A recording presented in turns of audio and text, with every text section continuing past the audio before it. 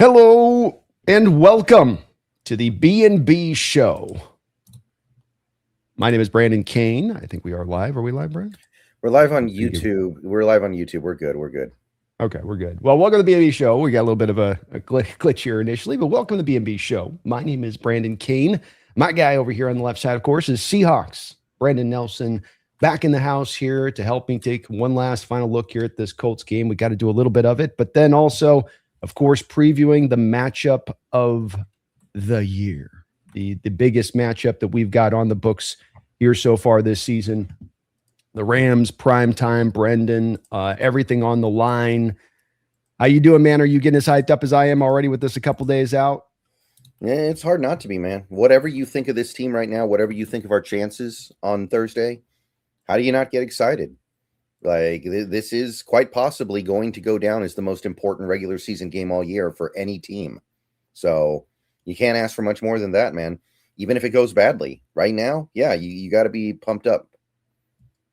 You really do. And it's also fun to have that, like we had in the first matchup, but you're going to have already all the eyes of everybody watching you here in the country, because a lot of people do feel like these are two of the best teams just point blank in the league right now. And that's also a cool part with it being on prime time. So here we go, locked and loaded. The Seahawks have set the stage for this matchup by getting the hard work done, Brendan. And look, it's been an easier schedule here through this part of the year and through most of the season. There's not acknowledging a little bit of that. There's been some quality wins in there as well.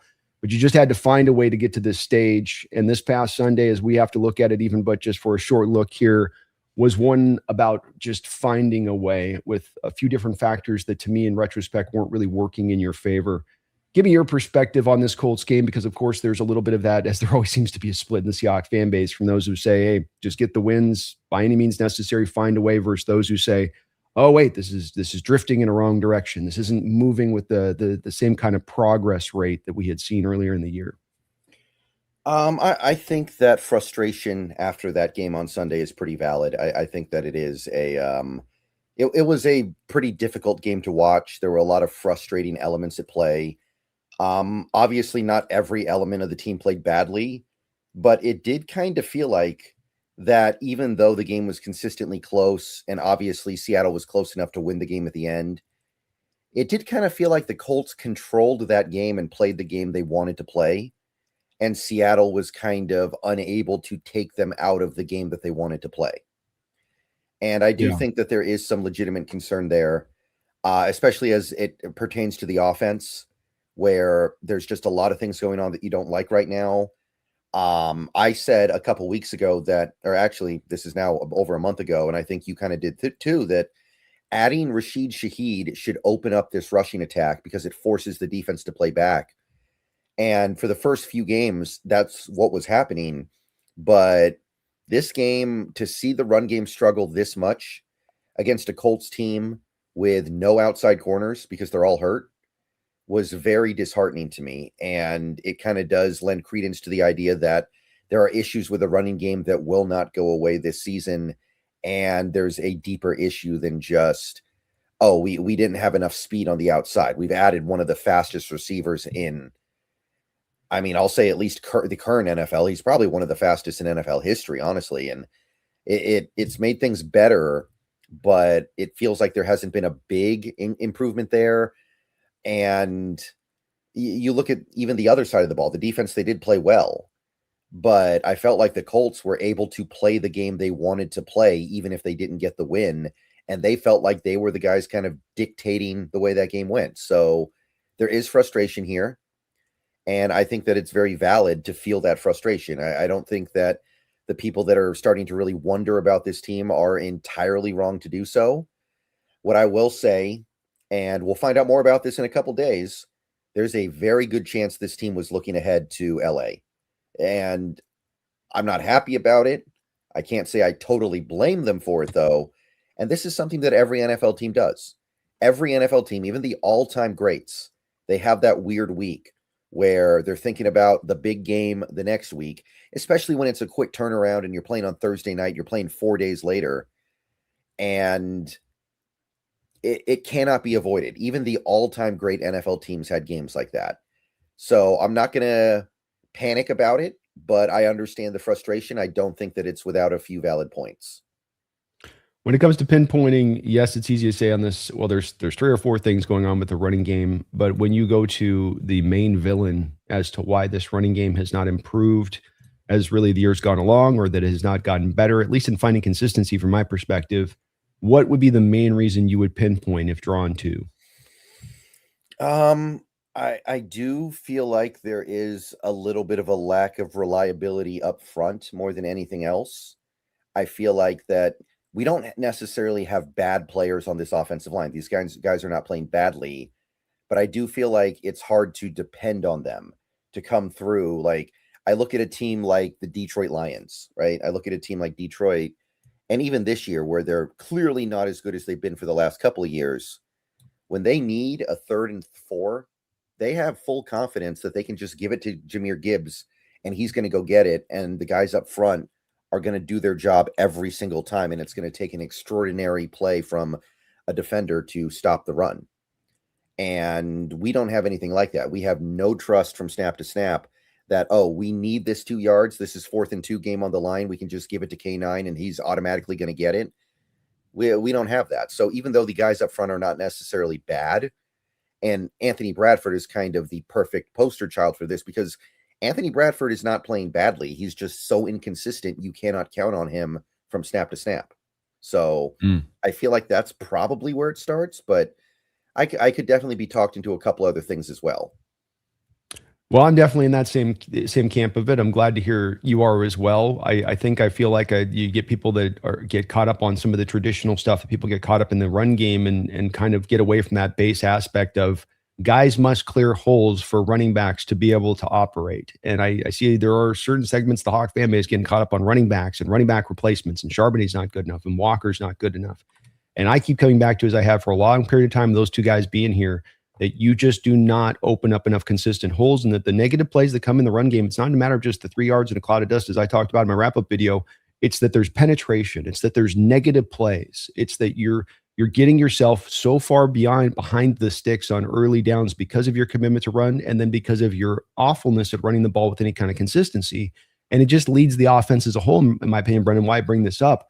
I think it leads the offense as a whole of really being the core point and problem right now on our offense when we pull back everything to a kind of an origin. Right.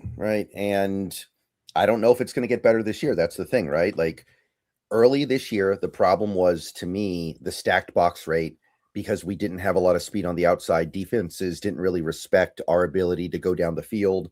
So they stacked the box and we couldn't run. And that was something you could mitigate by going to get a Rashid Shaheed. And that's worked great, in my opinion. I think Shaheed's been great. Last 2 games really starting to catch on in this offense. I'm liking what I see. There's not a lot you can do here. There's not a lot you can do about it. Honestly, like even if you did replace one player, it's not just one player. Like Gray Zabel is a rookie. He's going to make mistakes. He's going to make a lot of mistakes. He is making a lot of mistakes. And, it's part of the process, but it's not something that I think is going to go away in the next month. Jalen Sundell, good to see him back this week. I like him. I appreciate him, but not a great run blocker. Not much you can do about that right now. And, Bradford, we already talked about Bradford. He does make really good plays out there. He does do some awesome stuff, but this is not going to, I don't think these guys are going to wake up and become the Detroit Lions run blocking unit tomorrow or anything like that. So let's drive forward on a possible solution here that would be not an easy one, I think, for them to pull as far as the lever goes. But a big part of this comes from commitment to running the ball, early commitment to running the ball on early downs. Does maybe the change need to be as we look at this offensive line and what they actually can do? Charles Cross is at his strength in pass protection. Abraham Lucas is at his strength in pass protection. Zabel's in his strength at pass protection. Sundell, whatever strengths he has, is in pass protection. Anthony Bradford, whatever strengths he has, is by and large in pass pro, though he can give you some good run reps in addition to that. So I guess is maybe the countermeasure on this, rather than just trying to kind of have a pile up offensively where you just ugly decide to keep running it no matter kind of what, you lean into what you do effectively. Having now a Shaheed, having a JSN, having a Cooper Kupp rolling relatively well, still Barner in the mix on that too. Is this maybe a time to start to try to adjust into more, trying to throw a little bit more? What I'm hoping is that the reason why they have been so insistent with a, inconsistent run game these last few weeks is they were playing bad opponents that they had confidence that they could win without scoring a ton of points in. And that now that we're getting to these better teams, the Rams, the Panthers, and the Panthers are a good team at home. They are. I know that they may not be a good team overall. They are a good team at home. And the 49ers, there's going to be an understanding that, hey, we might need to actually put up 30 points to win those games. So if you beat your head into the wall running the ball over and over and over again, and you're just trying to get to 20 and hoping that's good enough, that's not going to work. So I am hoping that we see things open up a little bit. As much as the passing attack hasn't been as great as it was early in the season, part of that is because that was an almost impossible standard. They were playing so well, they were not going to be able to keep that up. It's just not realistic. We don't have Jerry Rice and Randy Moss out there. So I am hoping that that is indeed what happens. And I know that it's not what this team wants to do, but we have given them more than enough time to take big steps forward as a rushing attack. And it hasn't happened. I think they've taken some steps. I think if you take a look at the last 6 weeks, our run game has been about average, whereas before it was well below average, well below average. I looked at the numbers. So I'm not saying that it's terrible now, but I don't think it's good enough, especially against some of these teams that we're going to play that are really going to be able to throw some stuff at us. Like we played Atlanta a couple of weeks ago. Their run defense is one of the worst in the league, and we still struggled against them. This Colts team, they're not that good against the run. They don't have, especially with no DeForest Buckner out there, they just have some decent guys. They're not strong in the middle, in the interior, and couldn't run on them at all. So yeah, that is what I'm hoping is the solution here. Just open it up a little bit and live with the variance and understand that without that variance, you're not going to really have much of a chance to win most games. I really think that that's what it comes down to. Is you're down the home stretch of playing tougher teams, getting into the playoffs. You want to try to go win the games. You're not going to just kind of like eke your way through those games by just trying to just do the bare minimum offensively speaking. And I keep coming back to, you just can't afford to have these drives that are just duds over and over again, where this whole point of this offense is to get consistent yards playing and play out. The whole point of this offense and how it's stylistically designed is to at least be able to be churning out some first downs if it can't get points on particular drives, to help counterbalance everything, counterbalance the time of possession, keep your defense fresh, find some consistency against those defenses throughout the day. And instead, it's been a bit of the opposite on it by this base problem that you can kind of pull from. Now, is there going to be some risk to throwing it? Sure. I think some of that gets mitigated, Brendan, when I look at the numbers on how good we are at play action and the fact that we're really still only about a middle of the road play action team. We're going to be looking at the Rams today. They're like one of the number one teams in play action in the sport, very effective at it, and they do it at a high rate. And I think that's where you can lean into some of this too, is just doing a little bit more, a little bit higher of the rate of the play action with an uptick as well on actually throwing the ball just a little bit more, and then find more effectiveness with the offense on the back of it. I'm not thrilled about it. I know it's not what they want to do, but I don't think you have another choice. Like, I don't believe that we're going to be able to beat a good team the way the offense has played really the last 3 weeks, I would say. And I include Atlanta in that because that was such a slow start. I think a better team would have been up a couple touchdowns on us by the time you get to halftime. And then you're throwing the ball all over the field and abandoning the run anyway. Yeah. As you said, it's gotten a little tiny better, but it's just not taken a significant step forward, I think, as we had anticipated for a team that wants to lean with the run at the forefront and then go to the pass as the counter. I just think this is a place where there's definitely an opening to do this and change this up a little bit. It's not going to be without a little bit of a price to be paid with it, but I'll be willing to pay that price first. Watching this year, them hammering that running game and just it being such a mess as far as the penetration, the push into the backfield. You're not even getting stalemates, Brendan.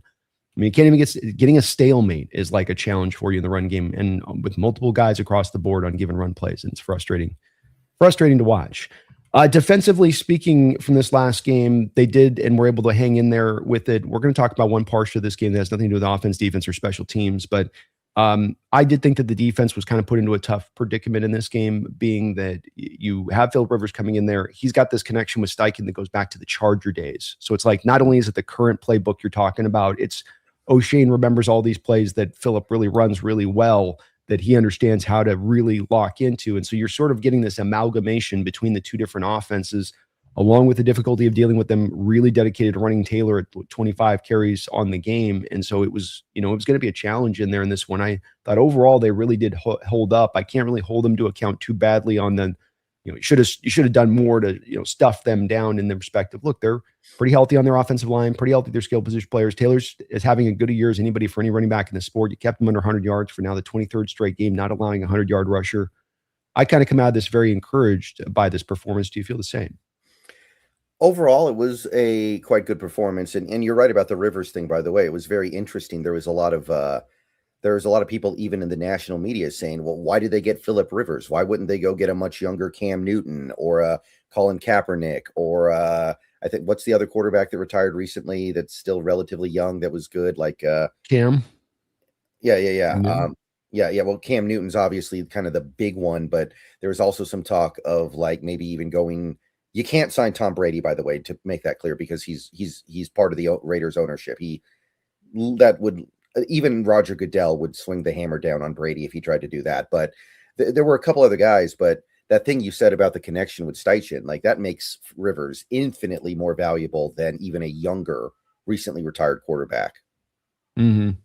Yeah, it does, because it's not just a guy coming off the street to a team he doesn't know, to a playbook that he doesn't know, to a coach you don't know. That's kind of stage that the people were trying to set up with Rivers throughout the week with this matchup. And I just felt like you saw him. Mike talked about it. He's trying to get the ball out of his hands in 0.3 seconds on every play for the most part. It's hard to deal with that, especially when that runs so counter to how the Indianapolis Colts offense has been run throughout the course of the year, where there is a little bit more of trying to push the ball down the field with Daniel Jones. And so it's hard to anticipate what you were going to get. I thought they anticipated it pretty well. All that being said, Nick Eamon is already a star and maybe already on his way right now as it is to being a superstar.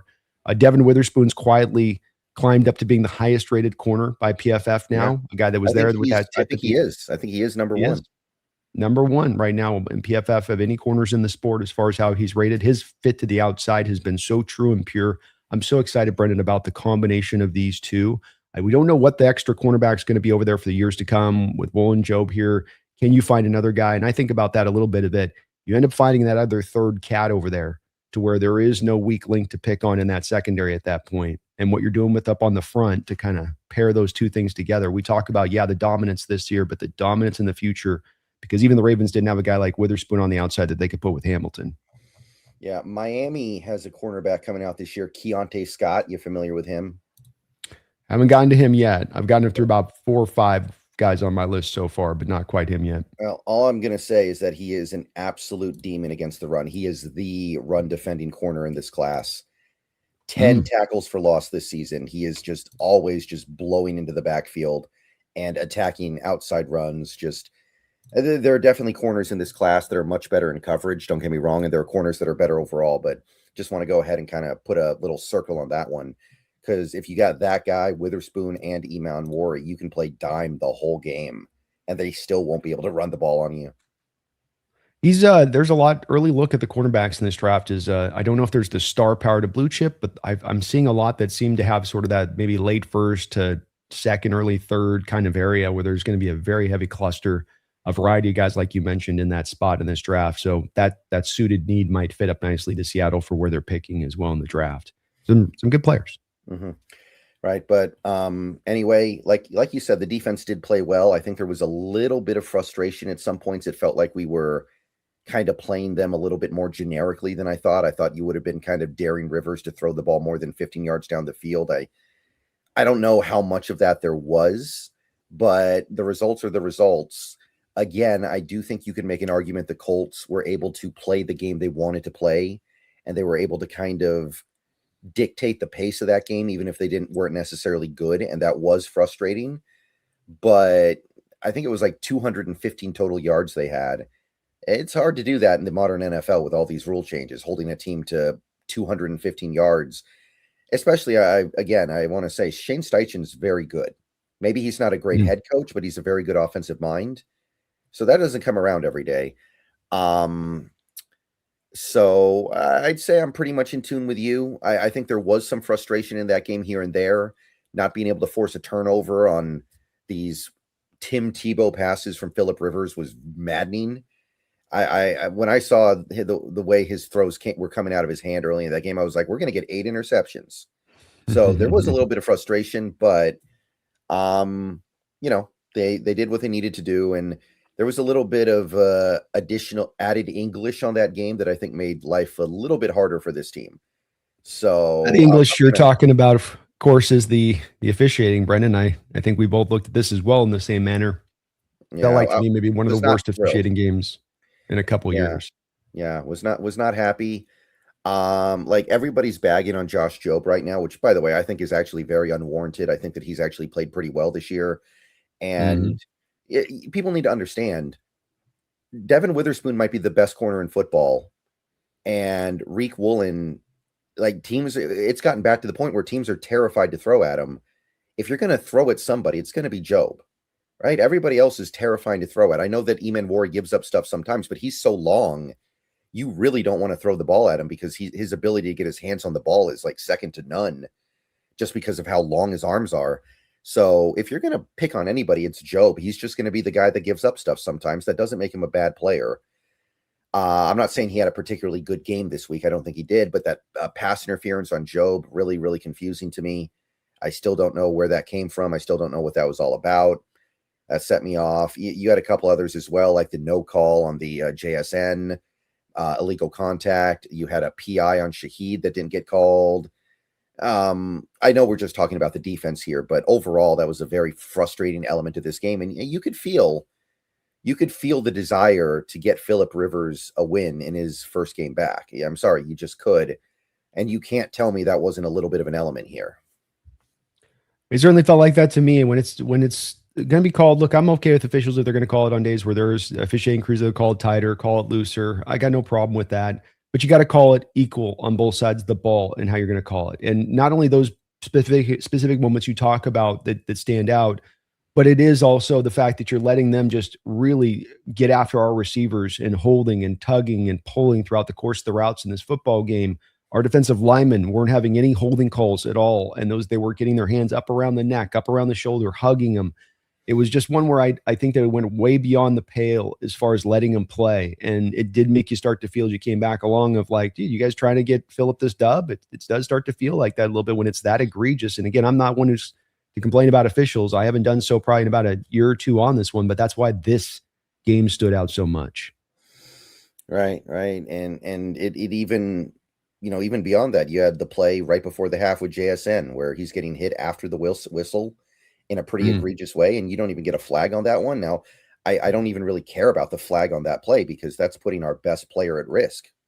So yeah. that to me, that's more important than a flag. But still, what are we doing here? And that's a big Yeah. moment in that game. If we get that flag, the clock stops, we get 15 yards, maybe we get a touchdown on that drive instead of the long field goal right before the end of the half. But I don't know. It felt I was definitely I was feeling a way that I have not felt in a couple of years watching a Yeah. Seahawks game. I'll put it to you that way. Same. I had that same kind of sneaking suspicion feeling that was kind of like, I don't know. Man. A couple of we got a couple of members who've jumped aboard here. Samuel Swanson, thank you for becoming a member of the channel. Mickey Monster as well. Appreciate y'all for that. The Red Glove Man, Industry Worth. Some of these might be from my prior one actually, but thank you for all the new members of the channel. Please do keep an eye on your community post for the membership benefits there. David Pugh, thank you for the $10 donation. David, he says whether Cross plays or not, we needed to move the pocket for Sam anyways. Great play callers and quarterbacks find a way. Let's go get a win. Get him on the move. Find his yardage by passing or running. No excuses. Boy, I love where David's coming from with this one. Brendan, don't you? Yeah, so obviously, this is one of the big subplots going into this Rams game, the Charles Cross situation, and I to be clear, I'm not overly optimistic about Josh Jones being able to adequately replace Charles Cross, but I will say this: if you had to pick an offensive coordinator to work around a deficiency on the offensive line, especially in pass protection, Kubiak would probably be near the top with the way he's done so far this year. Sam Darnold, I think, is the second least sacked quarterback in the league that has played every game, second to only Bo Nix, and Bo Nix basically is playing a different sport when it comes to evading sacks. So it is something that you would expect this team to be able to work well to mitigate. I'm not sure if it'll be completely mitigated, but I do think that it is reasonable for this Seattle team to, at the very least, find ways to do things, even if Cross is not out there. Although I'm really hoping he's out there. It sure would be nice. It would be nice. I think you're right. This is an offense that's got things situated in how it's structured to be able to overcome these kind of injuries and still find some effectiveness in moving the ball. I like his idea of getting some stuff on the move. This comes off the play action. I mean, play action rollouts all day long. I'd be trying to lean into those because Sam does them so well. I like as well including the running aspect, where Sam the last couple of weeks starting to maybe embrace a little bit more of the running, which I would like to see. He doesn't have to run for 40 yards a game, but just choose some of those selective moments to get that positive play rather than trying to fit that ball in late like he did a couple of weeks ago to Elijah Arroyo. Just go get a couple yards. Take the positive play, especially a game like this. Positive plays have got to be thought of as a really beautiful thing in this game. When negative plays have got to be the thing that we avoid. We've got to get into the third and makeables, because part of that as well is get out of those 3rd and 7s, get out of those 3rd and 8s, get out of those 3rd and 9s. Those situations, I was looking up the data last night, and we're one of the least effective teams in the NFL already walking in those situations. Rams are actually pretty good in 3rd and long. They still can find some first downs. We suck wind. We cannot do it in the least. So we've got to avoid it. And you do that by getting positive plays and making that a bit of the onus as you do walk into this. Love your thoughts on this, David. Thank you for the donation. I definitely would lean into that way and get the ball out of your hands quick. So a lot of play action, ball out of the hand quick. But a lot of the stuff that we didn't do in that first game, Brendan, we saw that first game, there's a lot of more of the deeper drops and trying to take the shots down the field. To me, it's use that Mac Jones blueprint that he supplied with the Niners. Quick passing attack, roll action, run game, intermix it all, and you should find some effectiveness against this defense, I think, even with Cross out. Yeah, there is a formula here. We've seen it on display. This Rams team, obviously they're a great team. They might be the best team in football, but they haven't been a brick wall all season. They have given up points, they have given up yards, and I even go back to that first game a little bit where we played them in LA, and I think we did an okay job moving the ball. We just kicked too many field goals and had too many turnovers. That was it. I think, and there's definitely some things maybe you can pull from that game. And again, especially the learning the lessons on what intercepted plays and how those went down and kind of how it all played out. A little bit of lack of commitment to running that ball in that game, I think, too, at times. But well said, David. No excuses, man. They're down Devontae Adams. I mean, we're down Charles Croft. They're down Devontae Adams. I think that's a pretty good equivalency there for tit for tat on that one. So keep an eye on Kobe Turner as well. He may not play this week either. Oh wow, that would be a big loss for them if he's out, because he's kind of a bit of the quiet engine at times that makes that defensive line roll. Like they've gotten Puna back into a one tech, and they've got Fisk, who does he's having a quiet year, but he's just the pass rusher. Turner's there to be kind of that Byron Murphy kind of role for their defense, where play some 3, play some one tech, asked to do a lot of the hard hat stuff in that defense, still flashes for you as a pass rusher. He's out. That's big, Brendan. Yeah, so keep an eye on that. Definitely worth keeping monitoring. We'll get the injury report later today. Amen. Feed Me, thank you for the $2 donation. Says the Job flag summed up the game for me. F the Zebras. Yeah, it was one of those moments which was the snapshot for me it was a volcano, Brendan. It was Mount St. Helens. It's like, and I was just going, oh, you guys aren't doing this today. Oh, don't you do this today.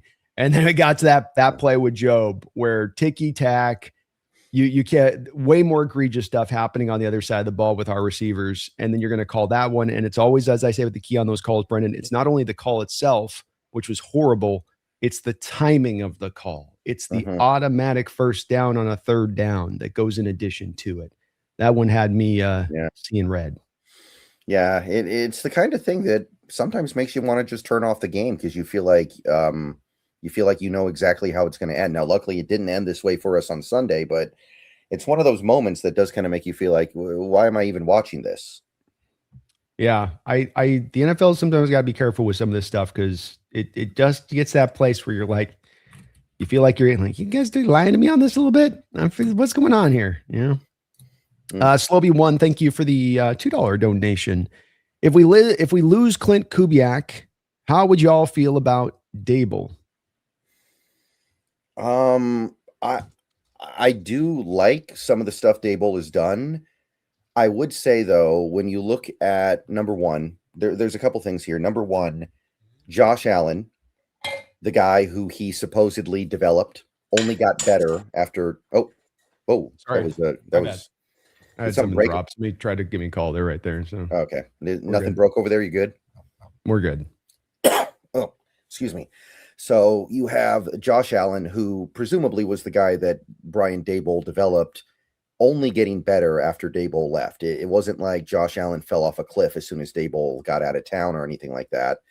Number two, you have the Daniel Jones thing where Brian Daboll was able to get a quality season out of Daniel Jones his first year in New York. And that was another thing that made people think, oh, this guy's a guru. Well, I mean, Daniel Jones proceeded to completely fall off a cliff after that year. And then he went to Indy and was in the MVP race for the first 2 months of the year. So I feel like the shine is off the apple a little bit because honestly, you look at the good year Daniel Jones had in New York, and basically all he did was not throw the ball hardly at all. So I think you look at that and you're like, well, there's some real holes in that resume now that didn't exist a few years ago. And maybe beyond that, and I think this is something that can be mitigated for an offensive coordinator, but I think that there's a personality issue there, and I go back to Wink Martindale because Wink Martindale left New York in a huff a couple years ago, and there's a connection between Mike McDonald and Wink Martindale. Remember those guys coached together, right? In Baltimore for a while. So I imagine that if Mike called up Wink Martindale and asked him, "What do you think of Brian Daboll?" I knowing the kind of personality Wink Martindale has, I think I know exactly what he would say. And Mike McDonald would leave that conversation thinking, I'm never going to hire that guy ever. So probably not. Yeah, it's a good point there. Brian Dable runs really like the Patriot offense at its core with a lot of the RPO kind of concepts built within there. He wants really like what Daniel was, where guy can be capable as a passer, but he's going to use his legs in his way. That's at least the offense he's put together. Josh Allen was running that stuff as well. That's not the offense I want to run with Sam Darnold. And I don't really like the thought of going for a third straight year to a completely different offense from what we've just done the last year. I mean, there's some tenets within Dable's scheme, like outside zone runs are kind of the bread and butter. So there's a little bit of that, which would be a like for like kind of transition there. But you're going to be changing so many holy concepts over and anew. And again, Sam's not there to run the read option stuff. That's not his game. That's not the game that I want Sam running. He barely wants to run as it is, much less have it be a centerpiece of the offense a bit. So I like Dable, but just not a fit here. I want to go and get a West Coast style offensive coordinator, a like for like guy, hopefully a Shanahan kind of acolyte, even at that, to get really, really on it so that these guys aren't relearning a whole new playbook once again, and we're basically having to hit the reset button on the offense. I think that captures it all pretty well. And again, I think that personality thing is going to weigh heavy because, again, Wink and McDonald go back a little bit. Yeah. I think your volume went down just a little bit on your mic, by the way. Oh, shoot. Yeah, it's doing it again, man. StreamYard will not be denied. StreamYard is like the referees on Sunday in that Seahawks Colts game. They wanted to get Phillip Rivers their win, and StreamYard wants to mess with my volume settings no matter what I do. They're gonna find a way. They're gonna find a way. Let me get this is a $5 on your side from Peter Go Hawks, and he says send Mills down.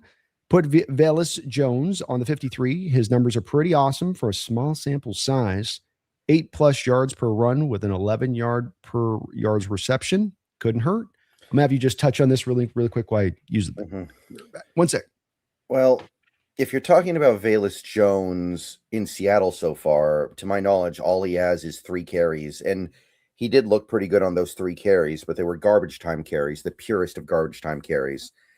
And if you're talking about like what he did in college or maybe at a previous team that he was on, I do think that his skill set fits pretty decently in the Kubiak offense, but there's a reason why that guy can't find any way to latch onto an NFL team. So, I mean, even if you called him up, he would barely play. And you could say the same thing about Riley Mills as well, but the thing is, I think Mills is actually probably going to add a little bit more to this team. This Seahawks team, and I know some people are a little bit down on Walker and or Charbonnet right now. Sorry about that, Brody. Oh, all right. Yeah, okay, so Where does do you know where the 8 yards per run, 11 yards per catch comes from Valus? Because I know he hasn't caught any passes here. He's run with the ball 3 times in garbage time against, I think it was Minnesota, and that's it. Yeah, it's and again with this, Peter, I totally get where you're coming from with it. Is we're trying to look for answers here in the running game. But I think as well, this is where kind of why I was asking Brendan a little bit earlier on this as well, is sort of like what's the, what is really the core issue here in the running game? Is it a lack of the running backs being dynamic enough, or is it a matter of you're not doing something else that's going on? Lack of commitment, bad run blocking, and I think me and Brendan just kind of see this more as an offensive line blocking issue beyond being a running back.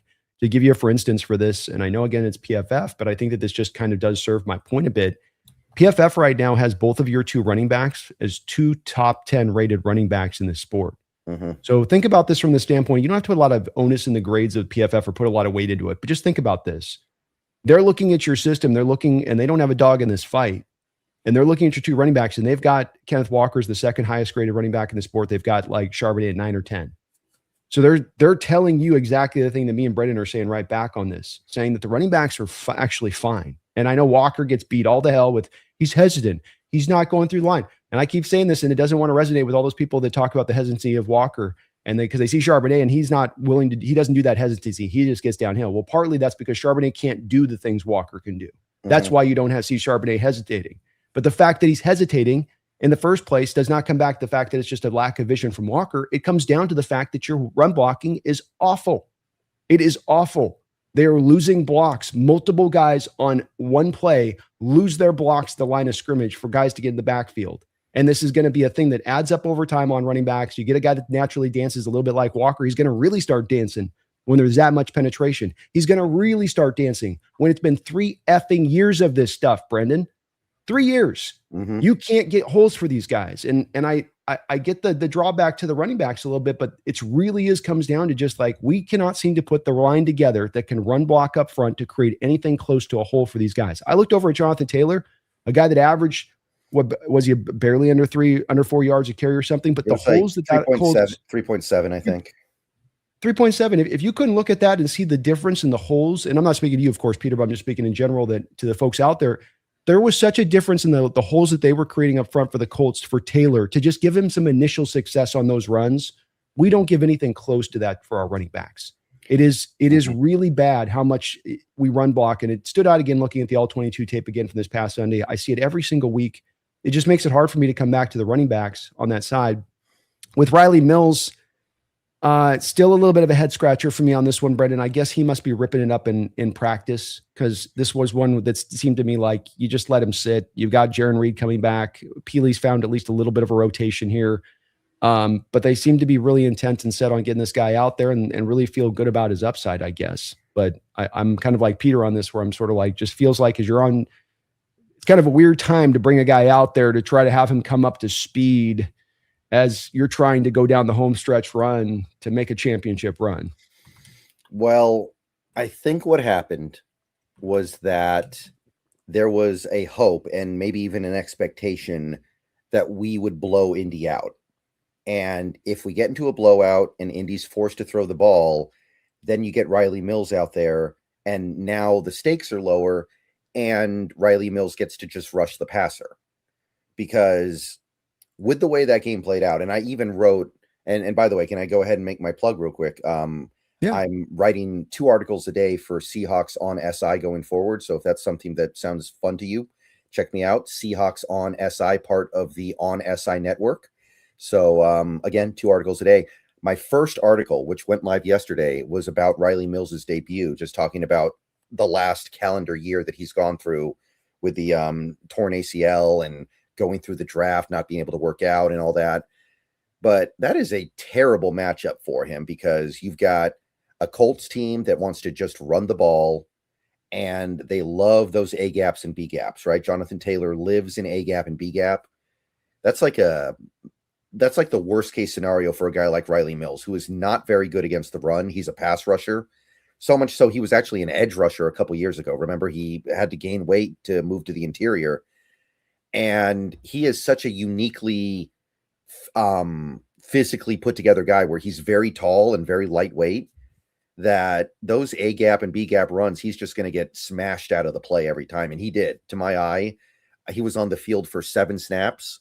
I feel like every time he was on the field, Indy targeted him with an A gap or a B gap run, and he got demolished out of the play. So you get him out on the field in better situations, like passing downs. I think you're going to get a little bit more out of him because I do think he's legitimately a good pass rusher. I did think we were going to just basically redshirt him this year. I do agree with you on that. But we've already passed the point where he'll get an accrued season. He will not get an accrued season because he can only play in 4 games. You need 6. I looked this up. So we're not worried about that element anymore. Yeah, we did make it. And I think there's a little bit of a human element here where if you have a player that you believe can help you and you're trying to make this Super Bowl push and you're trying to get these players to like you, you don't want to hold them out just to like get an extra year of club control anyway.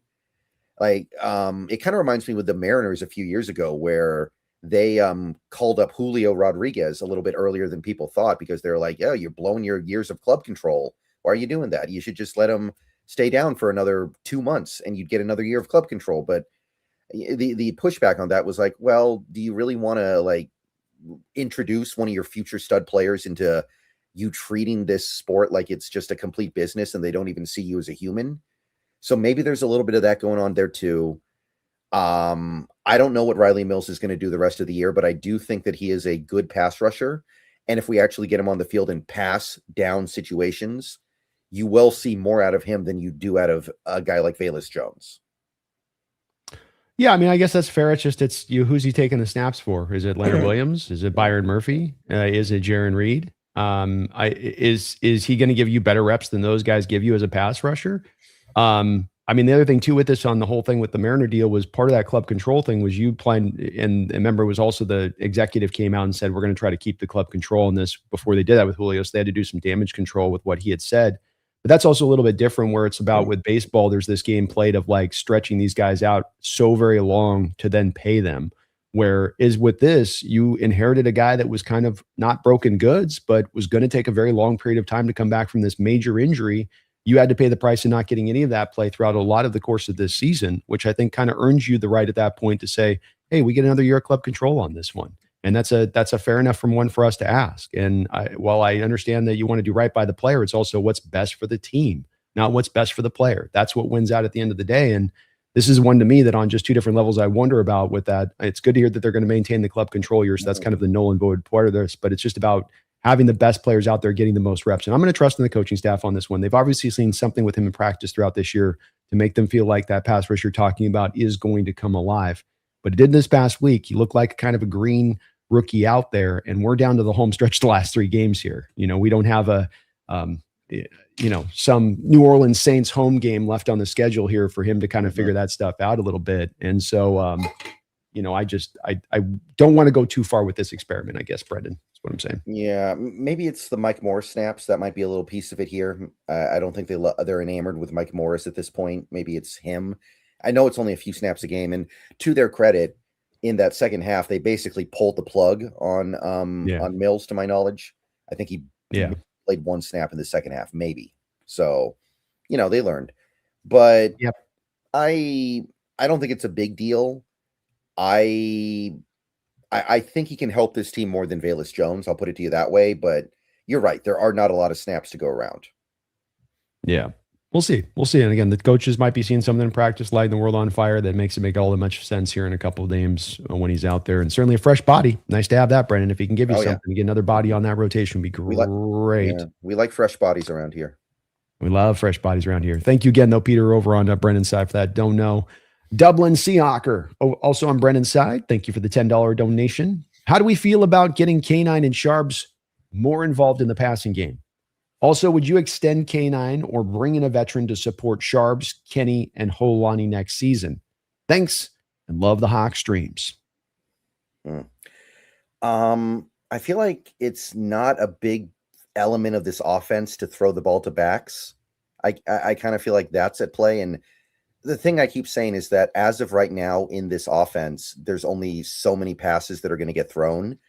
Even if we expand out a little bit, would you rather throw passes to K9 and Charbonnet, or would you rather throw the ball to Rashid Shaheed? I understand that it's not completely in a vacuum, but I do kind of feel like I'd rather go with the Shaheed part, especially because this offensive line, like you want to talk about their issues with run blocking. I think they also have issues in blocking for screens too.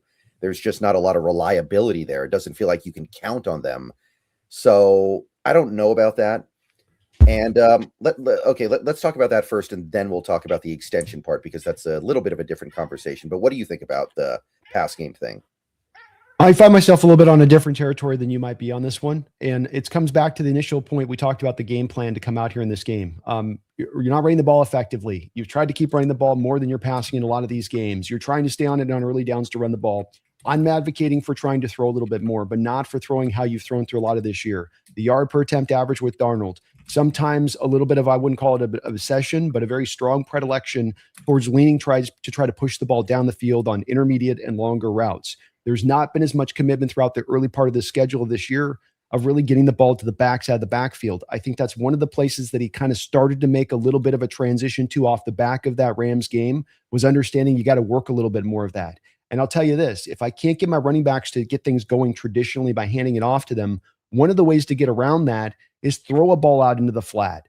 Give him what's looked at as basically a run play, but you're just trying to get him out the ball into space to let him work a little bit because you know the congestion you're dealing with the run game and how much penetration you're allowing. So I think it's a way to allow you to both get the ball into your running back's hands and manufacture some touches for him, get the ball out of Sam's hands quick because those flat routes, you have the guy drop back, you have him push his eyes down the field so he can get the defenders to drop to depth. Then he swings it right out. It's a bang, bang kind of play, gives him an automatic kind of functionality. You give him an easy throw out in space to get him into kind of rhythm at times too with that. I think there's a lot of benefit here from this, not to mention they're pretty capable guys out of the backfield. Remember that Rams game at the end, what he started doing at the end of that game, Brendan? Started working it to Kenneth Walker. Started throwing Kenneth Walker out of the backfield a little bit. So I think Dublin's completely on it in this one in the respect of that this is absolutely something I'd lean against this Rams team. They're going to drop to depth. They're going to drop 7 guys into coverage, Brendan. They're going to squeeze down those passing windows to those guys you want to throw down the field because of those defenders down there. You either run against the light box or you throw short and let your guys work up the field. That's the counter to that. You don't go into the teeth of that. That's one of the reasons why Darnold threw the 4 interceptions in the first matchup. Well, one thing I will say, kind of going to what you're talking about, that might play in here as well. Both K9 and Charbonnet have been abortions at pass protection this year. They have been so bad, like completely unplayable in that regard. So maybe if you put them in the passing game as route runners a little bit, you could try to get something better out of them. Maybe there's a little bit of that too. I don't know. I do think that that's an interesting idea, at least, because I cannot believe how much Charbonnet's regressed as a pass protector. It's been awful. Yeah, and Walker's heart doesn't always seem to be completely in it in that way either, to your point on the other side. So I think you're on it without that part of it, Dublin. As far as extending K9, I'm open to it myself. I don't know if I've got a hard line opinion on this and that this is what has to happen. It's a must. It's necessity. I just kind of think it's something that, in general terms, if you can find kind of the Chuba Hubbard middle of the road extension to give Walker, that'd be great. I think he's probably going to get a lot of money on the market. I think he's probably going to end up pricing himself out of the market here unless you franchise him. Probably the bottom line on that one. Yeah, I hate to sit on the fence because it's very sharp up there. You sit on the fence, it hurts. You don't want to be sitting on that fence, right? It's got spikes up there. It's got those spike tops. Yeah, they got barbed wire. It's not good. You don't want to be sitting on the fence, but I'm kind of indifferent here. I can see the argument for doing it. I can see the argument against doing it. I do think this is a decent draft for running back. So if you need a running back in the draft, it's doable. There are also some intriguing options in free agency that if you don't keep K9, you can sign in for probably a little less money and certainly probably less years. And also the fact that there are so many running backs in the free agency pool might depress the value of the ones that are out there a little bit. So maybe not just K9, but any running back you get will be a little bit less than you normally would have gotten. Like I'm looking at the list right now. You've got Travis Etienne, who was having a pretty nice year in Jacksonville. He was setting the world on fire earlier. I know he's tailed off a little bit, but he's very good. Javonte Williams has been great this year for Dallas. He's been all the way back from that injury. Rico Dowdle's doing great stuff for Carolina. You got Breece Hall, who I remember going back to our draft coverage in 2022, we both thought Breece Hall was going to be a better player than Ken Walker. I think we would have been right if not for the ACL tear that he had or the Achilles tear. And he looks like he's fighting his way back from that. You've got maybe even somebody like, I'm not super enamored with this one, but J.K. Dobbins is a free agent. There are guys out there that you can go get that will probably be a little less than K9 that you might prefer to have. So there are options out there, and I'm not going to turn my nose up at any route at this point in time. So kind of open-minded. We're both are Dublin on this one. I don't think we've got a strong, I know we're supposed to have strong opinions on this one, but I think we're just kind of open-minded on this one. And really the priority is going to come back to, I think, for both our perspective of reinforcing this offensive line as a first priority. And we'll get to the running back situation after that, as far as how that goes. Eli Soap, thank you for the $5 donation, Eli. Darnold's confidence has been slipping these couple of games when defenses have brought the pressure and shut down his first read. Who needs to get open? I have, it does feel a little bit different than earlier this year. Like I go back to earlier this year, Darnold was letting it fly without fear, just trusting JSN was going to go up and get it. And JSN did go up and get it over and over and over again. Hasn't been quite the same lately. I don't know who exactly needs to get open. I can't pinpoint it down to one player or one thing though. I do think that one, and this is me being kind of hopeful that this is what it is. These last few games, weaker opponents, teams that really didn't have much of an offense. I do think that there may have been some desire on the part of the Seahawks to go, look, we're going to win this game. We feel very confident we're going to win this game. Just play low variance. Do not turn it over, and we'll be fine. I wonder if maybe part of it is just they kind of pulled back, went into second or third gear, and figured we're still going to win. We're still going to win. Style points don't count in the NFL. Let's just not get into some high variance offense where we could turn it over a bunch because you were chucking it around the field and we blow a game that we have no business blowing. Maybe that's part of it. It's a possibility there, Brendan. I think that there's a little bit of this where we want the perfect line to be walked at times by players. And what I mean by that is that there's been a change, I think, from Darnold coming out of the Rams game, and one that we wanted to see, which is that you got a great defense. You got a great special teams. You got a great team. It's not on you, man. You don't have to put the hero cape on your back and make this happen. Now, I think that there's a give and take with that, Brendan. I think that when you get to see him playing loose like he did through the early part of the year, and he's letting it rip and he's throwing it all over the place. Look, you got the interceptions with that too, didn't you? Almost throughout a lot of those games. You got that price of doing business when he was letting it rip in there. Same thing to the other side. If you're going to go to Darnold and you're going to say, you got to eliminate these interceptions, you got to play a clean game. You've got too good of a team to allow this to upend us. Well, now when you go and you tell the quarterback that, guess what? They're going to play it a little safer. They're going to be a little bit more tentative in their approach. They're going to be a little bit more sure on some of the throws that they're making because of that. What has he got? 1 interception since that Rams game, if I'm not mistaken. So Yes, you're right. It's one where from my perspective on this is, you kind of can't have it both ways to me on this one. You can't say, I want you to eliminate all the interceptions and play safe and play the defense and play the special teams and play under control and stop with this stuff. And then at the same point in time say, yeah, and let it rip. Yeah. It's like, to me, that's kind of a fan want thing there. Versus, which way do you want to go with this? You want to trust in the defense, trust the special teams, and have him play within himself, or let him play loose and free? And to me, I'm going to lean more into, if I got to make a choice to one or the other, and I don't get to just split the difference, I'm going to say play a little bit more under control, play a little bit more of a cleaner game. Kubiak can come up with a better game plan. I mean, to me, Eli, this is really where it comes down to confidence. How about a better game plan than what we've seen from you? I've not been impressed since the Rams game with Kubiak's game plan, point blank. You found some explosive things, but to me, nobody really talks about, has Kubiak regressed? Nobody's really talked about what's happened with the play calling Kubiak. It kind of goes to Darnold. It'll go to the run game. Doesn't come back as much to Kubiak on, what are these game plans, man? You play against the Minnesota Vikings and you're not prepared for the blitz.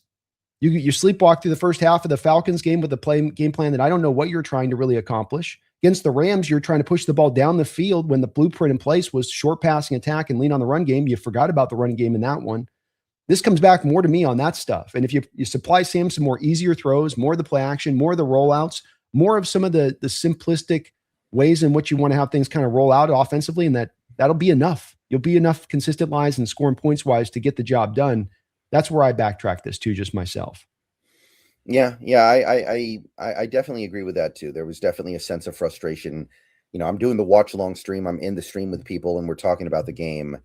If you get into the nitty gritty of most offensive game plans, I feel like you're going to end up finding things that don't work very well. And maybe there is a little bit, some element of being a little bit gun shy after that Rams game, because it went so badly and it cost us a game that we absolutely should have won, given the way everything else in that game went. So there's like an element to it. I remember I used to be friends with he wasn't a professional bowler, but he bowled like 3 times a week. He was a very good bowler. And he talked about how sometimes when you go through your swing on releasing the bowling ball, you hit your knee with the side with the ball. You hit the side of your knee with the ball, and it's really hard to go back to your normal motion and not just swing your arm out really far to try to avoid hitting your knee. And you're going to do that dozens of times until you kind of train yourself to trust your normal motion again. So maybe there's some element of that here, that kind of thing. Yeah. As with all things, I guess it's a little complicated, I suppose, in how it rolls. But yeah, I just think get a little bit more simplified, the passing structure, play action rollouts, throws out to the running back, as Dublin was talking about out in space. Just kind of working some of that's going to help out, I think, Sam, to a great degree. Banker Elprez, thank you for the $2 donation. Says, if Darnold throws 4 interceptions again, what will you again? You will do what? I think it's kind of like a fill in the blank thing. You will do blank. Oh. Well, I mean, it just depends on how the interceptions happen. Is it 4 tip passes that get picked off? Is it him throwing it just straight into guys in a bad read? Context in these situations always matters. Banker, I'm never a guy that likes to drive towards simplicity when it comes to outlooks on any situation. So it's context. That'd be a very fun week on YouTube for us, wouldn't it? A week and a half, actually. Yeah. If that happens, I'm not looking forward to that week and a half. No. Boy. No, So it certainly isn't going to be fun. Mm-hmm. Yeah, the discussions aren't going to be fun, Banker, but it's not going to feel there's not going to be any confidence going into this playoffs or any of that for sure. I don't expect that we're going to see that again though. And Darnold's cleaned a lot of things up. Just talked about the 1 interception since that game. He's cleaned a lot of things up, So it's kind of weird. Like, people will have this Darnold playing loose and free and he's out of control. It's like he's having almost the exact same season of Drake May statistically all the way down the line. Yet the 2 narratives between those 2 players right now that exists out there is pretty wild to see, especially with a guy in May who's, what has he been able to face, like the 6th easiest schedule in like NFL history or something like that, by and large, throughout most of this year. Yeah, it sounds about right. Food for thought. It's up there. And, in many ways, Sam Darnold, like Geno Smith before him, he's a victim of his own success, right? He played at such a high level at the start that when he inevitably slipped a little bit and fell off a little bit, because it's impossible to play that well for that long a period of time, everybody's like, well, where's my MVP caliber quarterback? Where'd he go? And the reality is that he was never going to maintain an MVP caliber level of play because this offense doesn't really enable it. And he's not that kind of player, and it's fine. It's not that big of a deal. Yeah, I agree. I see it the same way. Samuel Carlson, thank you for the $5 donation. I don't like Clint Kubiak as an offensive coordinator. His offenses always die at the end of the seasons. He just feels so unprepared every week and makes weird calls. Well, his offenses always die at the end of seasons. I would need to see some data on that, because last year he was the Saints OC and they died early in the season because everybody got hurt. That had nothing to do with Kubiak. He was the offensive coordinator when the Broncos had Russell Wilson for a little bit, but that offense was dead when he got it and it stayed dead when he had it. So not really anything to say there. And I think he had 1 year as the Vikings OC other than that. So I don't know about his offense is always dying at the end of seasons. That kind of feels like a narrative that can't really be backed up with anything in the data. I don't know. Maybe there's something I'm not considering here. I think you're on it. I think you're on it with the respect of the sample size part of this is the part that's going to make that a bit tough. I'd have to look into what he did with the Vikings when he was there and how that whole situation went with them. I'm just double checking on a couple things here before I speak out of turn. So prior 2 years, I guess, Samuel, for my bottom line on this right now, he's got them performing at a top 7 rate.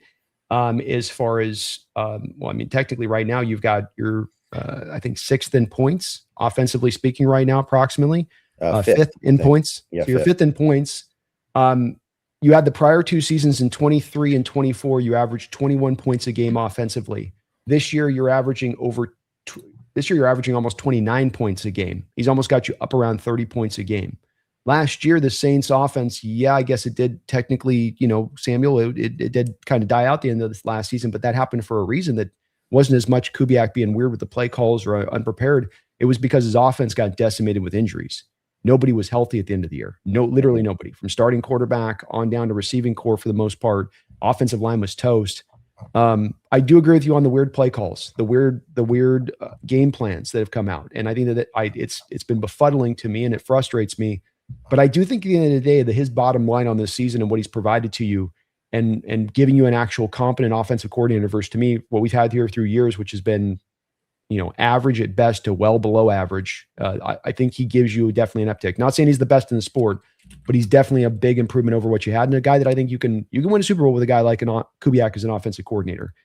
Like he's well. We got to give him some room for this too. I know he's being talked about as a head coach, but he as well is, what is he, Brendan? He's in his 4th year as an offensive coordinator here. He's right. Also a guy that we talk about letting young players grow and letting them learn and letting them kind of continue to get better and better. I think we got to probably apply the same thing for a guy in his 30s who's only done this for now his 4th year as an OC, to give him a little bit of that room to continue to get better at his job a little bit. Yeah, and this is really not a stacked offense talent-wise, I don't think. JSN's great, but other than that, it's like, okay, we got decent tight ends. I don't think our tight end room is something that everyone in the league would jump to have, right? We have, I'd say our running back room is probably one of the better ones in the league, probably top 5, top 6 at least. But the offensive line, it's good, but it's definitely nowhere near what Philadelphia has, or Buffalo, or some of these other teams that are out there. The receivers for most of the year, other than JSN, are just kind of guys. Like his number 2 was Cooper Kupp, and love and respect to Cooper Kupp, but he's not what he used to be at all. It's not some super stacked offense. He's not Kevin Patullo out there barely getting by with this ultra expensive, all pro laden offense here. Like that's not what's going on here. I agree with you. I don't think that he's got an offense that's stacked. And let's not forget with this offense, you've got about $60 million of dead money on your cap this year, all to the offensive side of the ball. And they're taking the price for that. They're bearing the brunt of that dead money, meaning that the assets you put to the defensive side weren't cut back so you could accommodate the dead money hits for Tyler Lockett, Geno Smith, and so on and so forth. Fant in there as well. So that's a significant portion of the cap that's pulled off of your offense that you can't utilize, that's not being utilized by Kubiak, that he's got to work his way around through. And back to it, well, as I said, just back to this other point, the prior 2 years to this year, 21 points a game, by and large, the same personnel that you have on the football field right now was the same personnel for the most part. A Zabel, a Rashid Shaheed, okay. But aside from that, everything's kind of like for like as far as the same personnel goes there, and yet vastly underperformed on a point per game basis for where you're at right now. And to me, that's a little bit of the bottom line with Kubiak. Not that it's perfect, not that there isn't room for growth, Samuel. Absolutely there is. But I think with being a young coordinator, I think that can come along with time, as long as he doesn't get, of course, a head coaching job this offseason, Brendan. Yeah, and one thing I found is that if you're a fan of a team and you watch every game they play and you're watching every play, it is impossible to not overly criticize your coaching staff, I think, because everyone does it. Like, and I understand that the Chiefs are not a good team this year, but the things I've seen Chiefs fans say about Andy Reid over the last couple months is completely ridiculous and out of pocket. And I look at things like that. I remember like 15 years ago, I was hanging out on San Antonio Spurs message boards. All they did was complain about how bad Greg Popovich was. All they did. I'm not kidding. I swear all they did was say, this guy's a terrible coach. I hate him. Fire him. This is one of the 3 or 4 best coaches in NBA history, by the way. It's crazy, but if you watch every single play and every single moment of your team, you're going to see stuff you don't like. You just are. And either you can choose to make a big deal out of it, or you can choose to take it in stride and accept that every coach is doing these things sometimes. Yeah, it's never going to be perfect. Your point, never perfect. Just look at the the final results and all. Don't pick out 1 point, but look at all the final results on there. And yeah, it's funny with those teams that have had so much success that jump on that garbage thing. They get touchy about that. Dogzilla, thank you for the $2 donation. Says, has the fullback plan with Oots not worked out? I don't think he's been very good. I will say he is kind of sort of changing positions this year. He was a hybrid tight end fullback last year for Alabama, and he didn't play that much. So it's not shocking that there's a little bit of a learning curve here. But I don't think he's been, he's certainly not he's not having a Max Strong like impact on this offense. I'll put it to you that way, for sure. Yeah, I think you got to give him a little bit of time for an offseason to get used to this position with the transition he did make in that way. I think that's a good point by Brennan Dogzilla. I think as well, to your point, no, it hasn't worked with him. He's been one of the lower graded fullbacks in the sport. There's not a lot of fullbacks, but he's one of the lowest graded ones. Fits to the tape.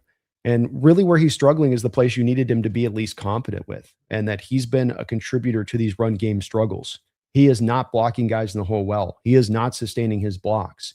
His targeting systems and his blocking is a little bit off at times. And so it is what it is there. It hasn't, brought the pack they thought. Maybe it will next year on this one, but I think this year, yeah, he's just not giving you very much to this offense right now. Taker 610, thank you for the $5 donation. Has any team ever risen and then fallen as fast, as hard as the Washington Commanders have? Also, it's interesting to see Russ and Geno just crash out. So the Commanders, they're like the second worst team in the league 2 years ago. They make the NFC title game last year. This year, they are currently on track to probably end up with a top eight pick at the minimum. Like right now, they are sitting at 8. And if they lose out, that's probably like a 6th or 5th overall pick. That's tough to beat, man. Yeah. I think that Brennan touched on this, I think, a little bit on the sandwich between this one good year you had going to the conference championship last year, being that's an outlier. You can have seasons that you can you get the right spirit. You get a dynamic quarterback with Jane Daniels, who nobody knows how to really play, who's comes out there and is ready to hit the ground running with Kingsbury there. I thought that they made some decent moves this offseason, but they made the unholy sin, Brendan, of investing in an old defense.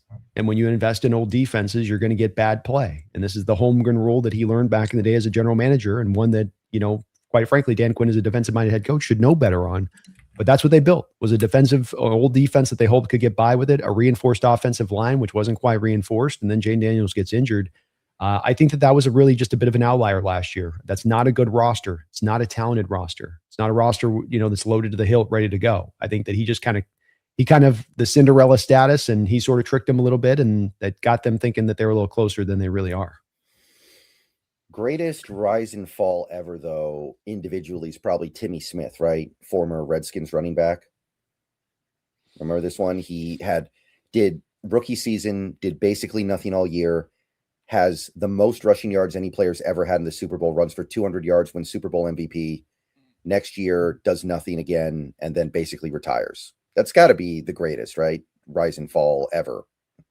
That's probably good. There's always the, remember the Peyton Hillis one? That's another good one. Yeah. He got the Madden cover too out of that. Got the Madden cover and then just dropped off a cliff. Mm-hmm. David Boston. There was another good one. In Boston one. Well, he had the juice. Once they made him go off the juice, it was, he couldn't. Russ and Geno, it's looking like it's going to be a tough end for both those guys, which is unfortunate. Mm-hmm. I don't want to see that. But yeah, in Geno's case, I think he's also shown you some things here this season as to why there maybe have been some concerns with him as a leader.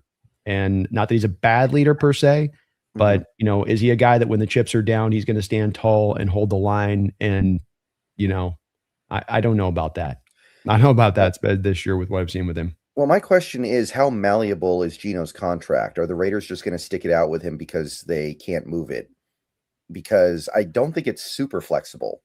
I do wonder if they just say, you know what, we're going to be terrible anyway. Let's just be terrible with the quarterback on the team.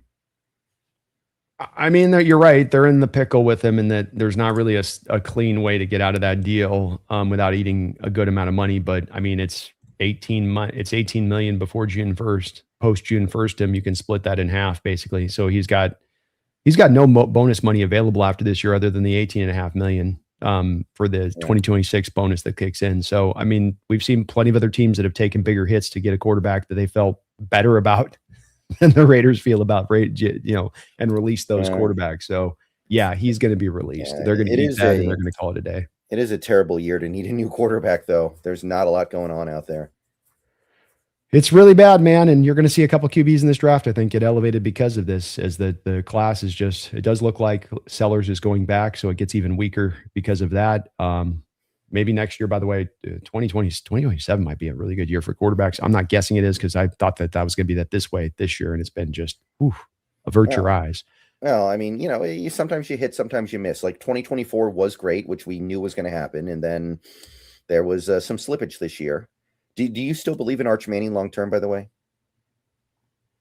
Not as much. No, I'm definitely a little bit in a questionable spot. He's turned it around. So as tough as the year started out, and look, you start out the game with Ohio State with your first game that, like, I mean, people start drawing, fine, and it's his first real start. You're the guy, dude. He needs another year in college. And this is why the extra year in college is so important for some of these guys versus trying to come out a year early.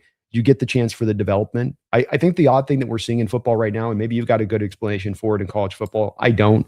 I'm seeing it in a lot of guys here in this draft, for this upcoming draft already right now. And that is the guys that are not putting their best tape out in their final year. We've seen a lot of quarterbacks that this happened with, but I've got so many guys where I look at them just like, man, you sort of took a step back this year. Man, you kind of took a little bit of a half step back this year rather than that final step of progress forward I was anticipating or hoping you were going to take to really make you an illustrious prospect at that point. Yeah. Kind of strange. Yeah. Maybe they feel like that 1 year where they really did well kind of already locked them in, and they don't need to go all out to secure it. So they're just trying to protect themselves. Maybe that's the only thing I can think of. It is possible. Quick thank you. Let's get a shout out here to the sponsor of the show as we're rolling through time wise here, Brandon. I can already tell that this 2 hours is going to go quick. Yep. Want to thank out the sponsor of the show, which is going to be Sleeper. Sleeper is the #1 sports app running in the game today. Sleeper, when you use their code, you get 100% match on their discount, and that is 100% match up to $100 when you use either my code or Brendan's code. So that's either NEST, N-E-S-T, or SBN. $100 from me and Brendan to you, and you support both of our channels at the same point in time.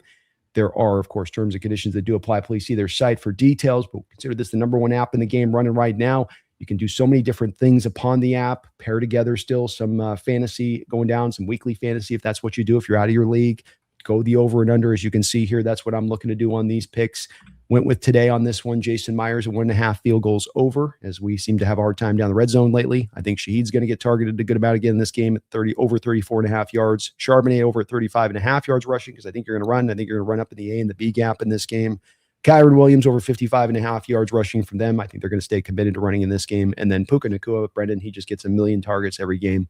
So I've got him over 94.5 yards. You like these picks? You're going 5, Alex. I'm going 5. I'm going 5 D. It's Thursday Night Football. It's championship opportunity. We got to get a championship ticket put on play, Brendan. Yeah. Can't go small in these tickets for this kind of game. You got to go hard. I'm going for it. I'm down with it, man. It looks good to me. Well, please use them today. And again, they've even got one more freebie on top of it. $20 free entry. Just create a login. They'll put $20 into your account right now. So $120 from the Sleeper app, from me and Brendan to you. Either use Nest or SBN and go out there and win yourself some money today. There are some limitations that do apply to this in the state of Washington, but this thing is supposed to open up anytime, I'm being told. So keep an eye on that. You can always use it in the casino if you have to, and get on their network. You can use the app in full over there on that one. Couple more donations here. You guys have been so kind as we are stacked up deep on the donos. Let's get rolling through these. Chop in it up sports. Thank you for the $5 donation, Chop. The Darnold interceptions are way overblown, especially when most of them are just cost of doing business turnovers. Yeah, one thing that I have been hammering this year, and this goes back to even the last couple years, turnovers are not as big a deal as a lot of fans seem to think they are. Turnovers are not the reason why your team doesn't score points in most instances, and it's not a very good measure of who is good and who is bad in this league. It just isn't. Turnovers are often the cost of doing business when you want to have a good offense. It's very rare you have that quarterback that is so locked in, he is producing at an elite level without turnovers. Agree with Brendan on this one. I don't have a lot to offer on that, Chop. I think that people get too caught up and obsessed with these things. And the 4 interception game sucks. Don't get me wrong there, but I think cost of doing business is the right way to put it. And that's just what it is. If you want to have an offense that's going to be effective, it's going to take some risks. It's going to take some risks. You're going to have some bad outcomes. It's just kind of the way it's going to grow. Can you limit down the bad outcomes to a degree? Can you not make them an issue? Yeah, I think we've done that this year. 11 interceptions isn't bad for where we stand this year, especially for how much we've had to lean on the passing attack, considering the rushing attack hasn't been tremendously very effective. Kind of a big part of that too with it a little bit. Well said though, Chop. Brent Yoendo, thank you for the $10 donation, Brent. Didn't expect a Super Bowl run before the season. How much do you think the parity of the league has caused Hawk fans to all of a sudden demand perfection from an offense versus not wanting to be hurt? O-line equals better. I kind of feel like you're a victim of your own success. I know I said that earlier this show, but you start out at such a high place offensively where it's the most explosive offense in the NFL at the start of the season. And then that fades away eventually because it's very hard to sustain that. And people want it back. And they're like, it's not here. It's not back. Therefore, something must be really, really wrong. Yeah, I don't know if I've got a lot to add there on this, Brent, versus what you and Brendan have put on top of this. I think that it's as much as this is kind of the place that I find myself sitting as well, is that we're a year ahead of schedule. Nobody thought that we were going to get even to potentially the playoffs this year. Vegas has 7.5 wins. Quite frankly, in a lot of the interactions I had with my fellow Seahawks fans, and I have a lot of interactions on my chat, not a lot of people had a lot of faith that the season was going to go anywhere coming into it. Yet we find ourselves at 11 wins. And to your point, Brent, there is a lot of fans out there that sort of have this sort of complaining thing going on about this team. It's like we're ahead of schedule. We're kicking ass, taking names. We're building a complete team. You can see that this thing's coming together. And I think by and large, most Hawk fans are satisfied and happy with it. But there is the contingent out there that he is, kind of picking at this a little bit to a degree. And I can't really understand it myself because we've had to wait for many years to have this kind of team form in the way that they have.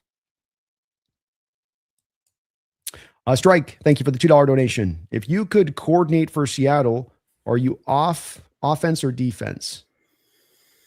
I was always more of an offense guy when I played Madden. I was always a big Dick Vermeil guy. That was the kind of offense I wanted to run.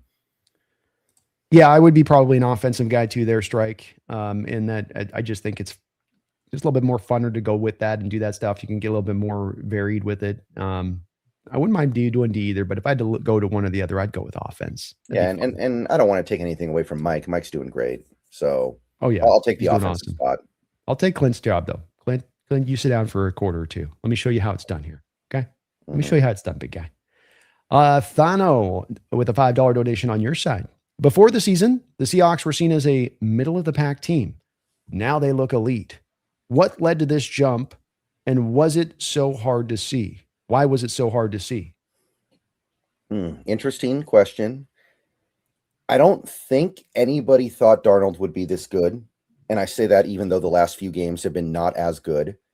I think that there was general consensus that he benefited tremendously from Kevin O'Connell and Justin Jefferson in Minnesota. So you're getting better quarterback play. I personally am very surprised at the sophomore leap that Byron Murphy has taken. I think he should make the All-Pro team. I thought maybe we could get there by year 4 or something. I did not think we were going to get there now. I think that's a big part of it. And I would kind of go back to those two things as like the big things that I think have made this team better than I expected. Yeah, I think from my perspective on this, I can't remember where you were at, Brendan. I think you were kind of close, but I mean, Thano at the start of the year, I had us at 11 in wins. So yes, I did have this. Yeah, you had 11 as well. So, I mean, both me and Brendan in certain ways had the success of the season coming along. A big driver of this success, we have to acknowledge, has to be the fact that you had the easier schedule. I mean, this is also a big part of why the Rams, the Niners are also sitting kind of near where our schedule's at, is they also got the benefit of those easier schedules by just who we're playing in which divisions this year. That's been a big part that's helped out. I think Brendan's point about some of the young players, Byron Murphy, Nicky Manwari bursting on the scene in the way he has. Some of these have been very nice as far as adjustments, getting an upper end offensive coordinator versus having a lower end offensive coordinator and what that can do for you. I think there's a lot of contributing factors for why you're not middle of the pack. There's another part of this that you've been building the base of this. Like it started 3 years ago, coming to the fruition of this now with these young players growing and getting better and getting into their physical prime. probably not a surprise as much because that is occurring in addition to that. So I throw it kind of all into the bag here, Thano, and all of it's a bit of an equal contributing factor here a bit. Mike McDonald being the head coach he is and how good he is too, in addition to that. And it all kind of is coming together. But it's not by happenstance or luck. Unlike we're talking about the Commanders, Brendan, that was a happenstance luck thing a little bit from my perspective. This is more of a, you've tangibly built this, you've smartly built this, and in a lot of ways, you kind of slowly built this for this sort of quote unquote now immediate success of this season. Yeah, and also the thing with Washington, like they should have been one and done, right? Tampa Bay had that game, and then Baker fumbled doing the zone read, and then they were able to win because of that. Like, I'm sorry. That one felt a little bit like divine providence. Yeah.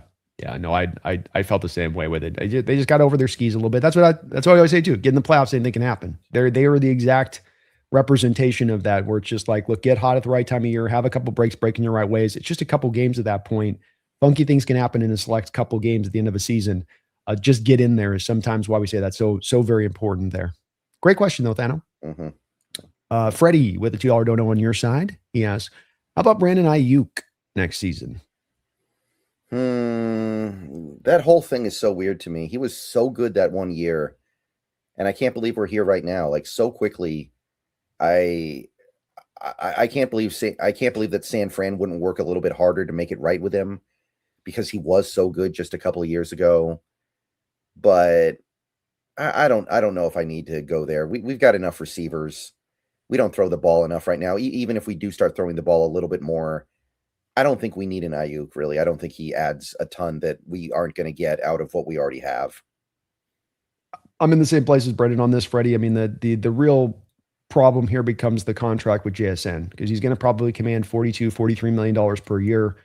And so how much more can you afford to spend to the rest of the receiving core? I don't even know what Aiyuk's going to command at this point now, almost 2 years removed from having last played. Especially with, like you say, the issues that were going on there with the Niners. You have Kupp coming back at $18.5 million as the cap cost next year for him. Probably have to decide with that. The team probably wants to more lean towards a Shaheed if they're going to bring a guy back into tow. And so that's probably more of the guy that would be likely the guy that they would target to bring in here. So just not quite a fit there. I think Aiyuk ends up in Washington back with his former college teammate Jaden Daniels when it all gets said and done. That seems like a no-brainer. That seems like they've been playing footsies for about 3 years, it seems like. So yeah, I just think he's heading there when it's all said and done. I wish I could buy stock in that, because it's going to happen. Seriously, they need to have betting sites so that you can put that stuff on. Jason, a fighter, thank you for the $5 donation, Jason. Brandon, who are you picking to win on Thursday on the roundtable? And Brendan, you were right about changing coaches, so kudos to you. Yeah. So who are you picking to win Thursday on the roundtable? I mean, maybe you want to save that for the actual roundtable. You don't want to give it away for free. We'll give him a peek. I've got us winning. I think we get this at home, short week. No Devontae Adams. The first matchup gave you, I think, a lot of different things that you can kind of learn from and know what not to do as much as what to do. I think it's going to be a close game. I do like a 24-21 kind of game down the line on this one. But I am going to give us the win on this one, and I feel fairly confident, as far as confident as we can, facing this Rams team that's had our number and Stafford that's had our number recently. Yeah, everybody should still go watch Roundtable anyway, just because he told you that. There's still plenty more to talk about, so that's right. Please do check out tonight, 6 o'clock Pacific Standard Time. It's a whole different channel. It's not here on my main channel. So it's the NFC West Roundtable.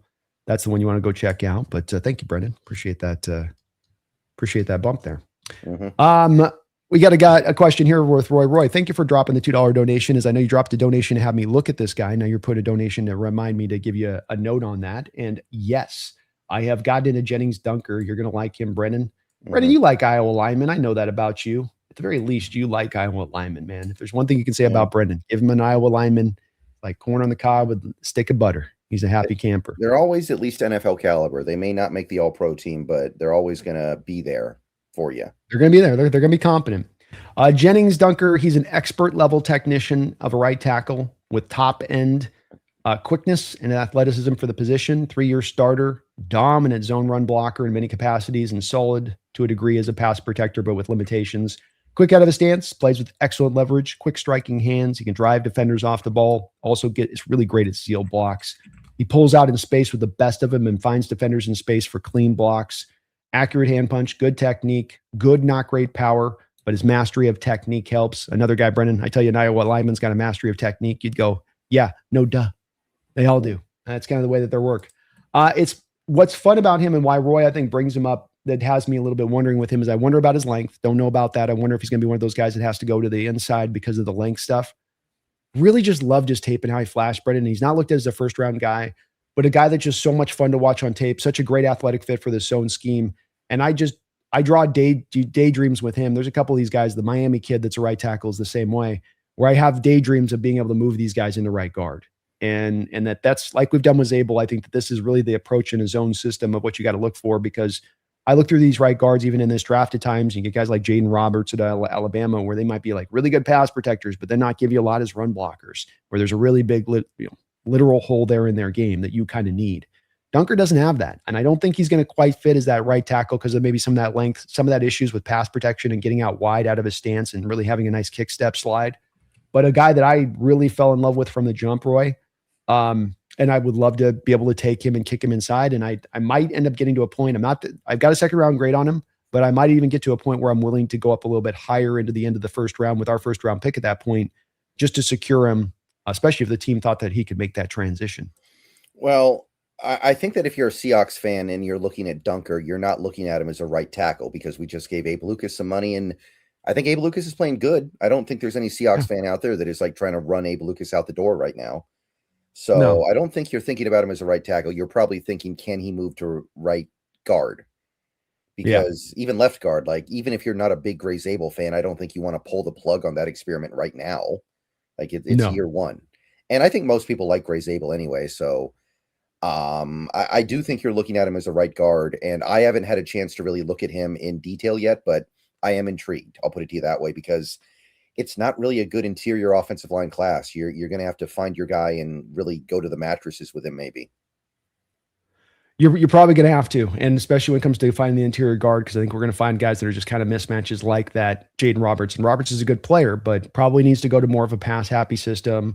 You know, a team like the Washington Commanders with the red zone air raid offense, so he can go from like to like with Grubb system to go to Washington. Probably that's where that guy needs to go. But this guy, I would love to see him targeted, potentially even that late first, though I'll have a second round grade on him. It's Francis McGoy. I can't say his last name. He's got one of those Polynesian names that are a mouthful. The Miami guy? Yeah. I know who you're Miami guy. Yeah, he's a brick house of a builded guy. And I think he's another guy, a little bit like Dunker, where maybe not has quite enough there athletically to work as a tackle at the next level that you got to probably kick him in, but maybe a team that just loves the technique, loves the size, and thinks they can make it work at right tackle with both those two guys as well, which would then kind of take him off the board if somebody ends up falling in love with him in that way, you know. But thank you, Roy. Appreciate the donation over there on that one. Very kind of you guys for all the support here to the channels. And thank you for giving me that note, by the way, Roy. I always like when you guys give me a note for a player, and it's a fun prospect that I kind of start to fall in love with a little bit. I'm like, yeah, I can see why you guys were mentioning this one. Let's get over here and let's look officially at this Rams offense to kick things off, because this is where, to me, this has got to start. I know we're going to get caught up a little bit on how to attack the defense, but I think there's some simplifications on this, Brendan, when it comes to that from my perspective. So let's go first here to some of the base factor stats on this one. And then, Brendan, I'd like to get some of your ideas on what you want to see. First, we'll get to Brendan a little bit on what you saw from the first matchup specifically and what Seattle did defensively to kind of handle this offense, and then what you want to see from this game. First off, the pressure rate, second overall good. So they do a good job of keeping down the pressure for the most part. They are fifth in EPA at rushing, so a very efficient team at rushing the football. They've gotten even better. It seems like in recent weeks it's coming together for them. Both Kyron and Blake Corum are finding a role in that offense and running well. They are seventh at getting the ball out of their hands quick, 2.75 seconds, so it's very hard to get there back to Stafford. Seventh highest in blitz rate against them. I think this is a big part of what you've seen with Seattle, as well as I've got that noted that we're fourth, being that we have a lot of blitzes against us. The Rams have a good amount of blitzes, top 7. I think this is coming out of a little bit of the high rate of play action, the high rate of some of the condensed splits and the 13 personnel. Teams kind of blitz automatically off the back of this a little bit, whether it's effective or not, because blitzing Stafford is a little bit of a dicey proposition. They are 30th in average target separation. So, Brendan, they don't get a lot of separation on their routes run. It's a lot of kind of contested catch throws. Puka Nacua, of course, makes his bread and butter on this one, but kind of interesting how little separation they get. First in play action, how you defend that's going to be a big part of this game. 19th in yak. So kind of on the bottom third, as well as Yak in separation, two kind of limiting factors to their receiving core. 22nd in light box rate and 15th in stack box rate. So overall, a lot of neutral fronts the teams have been throwing at the Rams throughout this year, even with that 13 personnel. And then third in the NFL in rushing inside, 31st percentage of running outside. So Brendan, I'd like to first kind of hear what do you take away first on. Let's get back. We'll go back to the prior game in a second. But what do you take on just as the head of how to attack this offense based on some of those numbers you're seeing right there? Well, I think that one thing that Seattle did very well in that first matchup, and one thing they are uniquely equipped to do, is defend the run from nickel, because you have a Nick Emanwari, because you have a Devin Witherspoon. And I've seen some charts get posted this week about looking at every game the Rams have played this year. When they go into their jumbo sets, which is 3 tight ends, which they love this year. They run 3 tight ends more than anybody else. And the level of success they have had in every game, it's like every game is like way up here, because it's really hard for teams to deal with that 3 tight ends on the field at the same time. And then the Seahawks game is like Enron in 2000. What was it? 2000 it happened with Enron, I think. Yeah. Just pew. And then it goes back up for the rest of the season. But the funny thing is, Seattle did not go into base to combat that a lot. They kind of did what they did all year. They were still willing to kind of go down on their principles, and it worked because they have unique talent and unique players that allows them to get away with it. So I look at that and I think to myself, I think we can combat that. That's been a big part of the seat of their power this year to me, the 3 tight end stuff. So I think that's really good. That's something that can play in our favor a little bit. That's the first thing that I'm thinking about in this game. And the fact that they don't run outside at all, that they like to run it up the middle as much as they do, kind of like Indy, right? Indy's another team that will do that.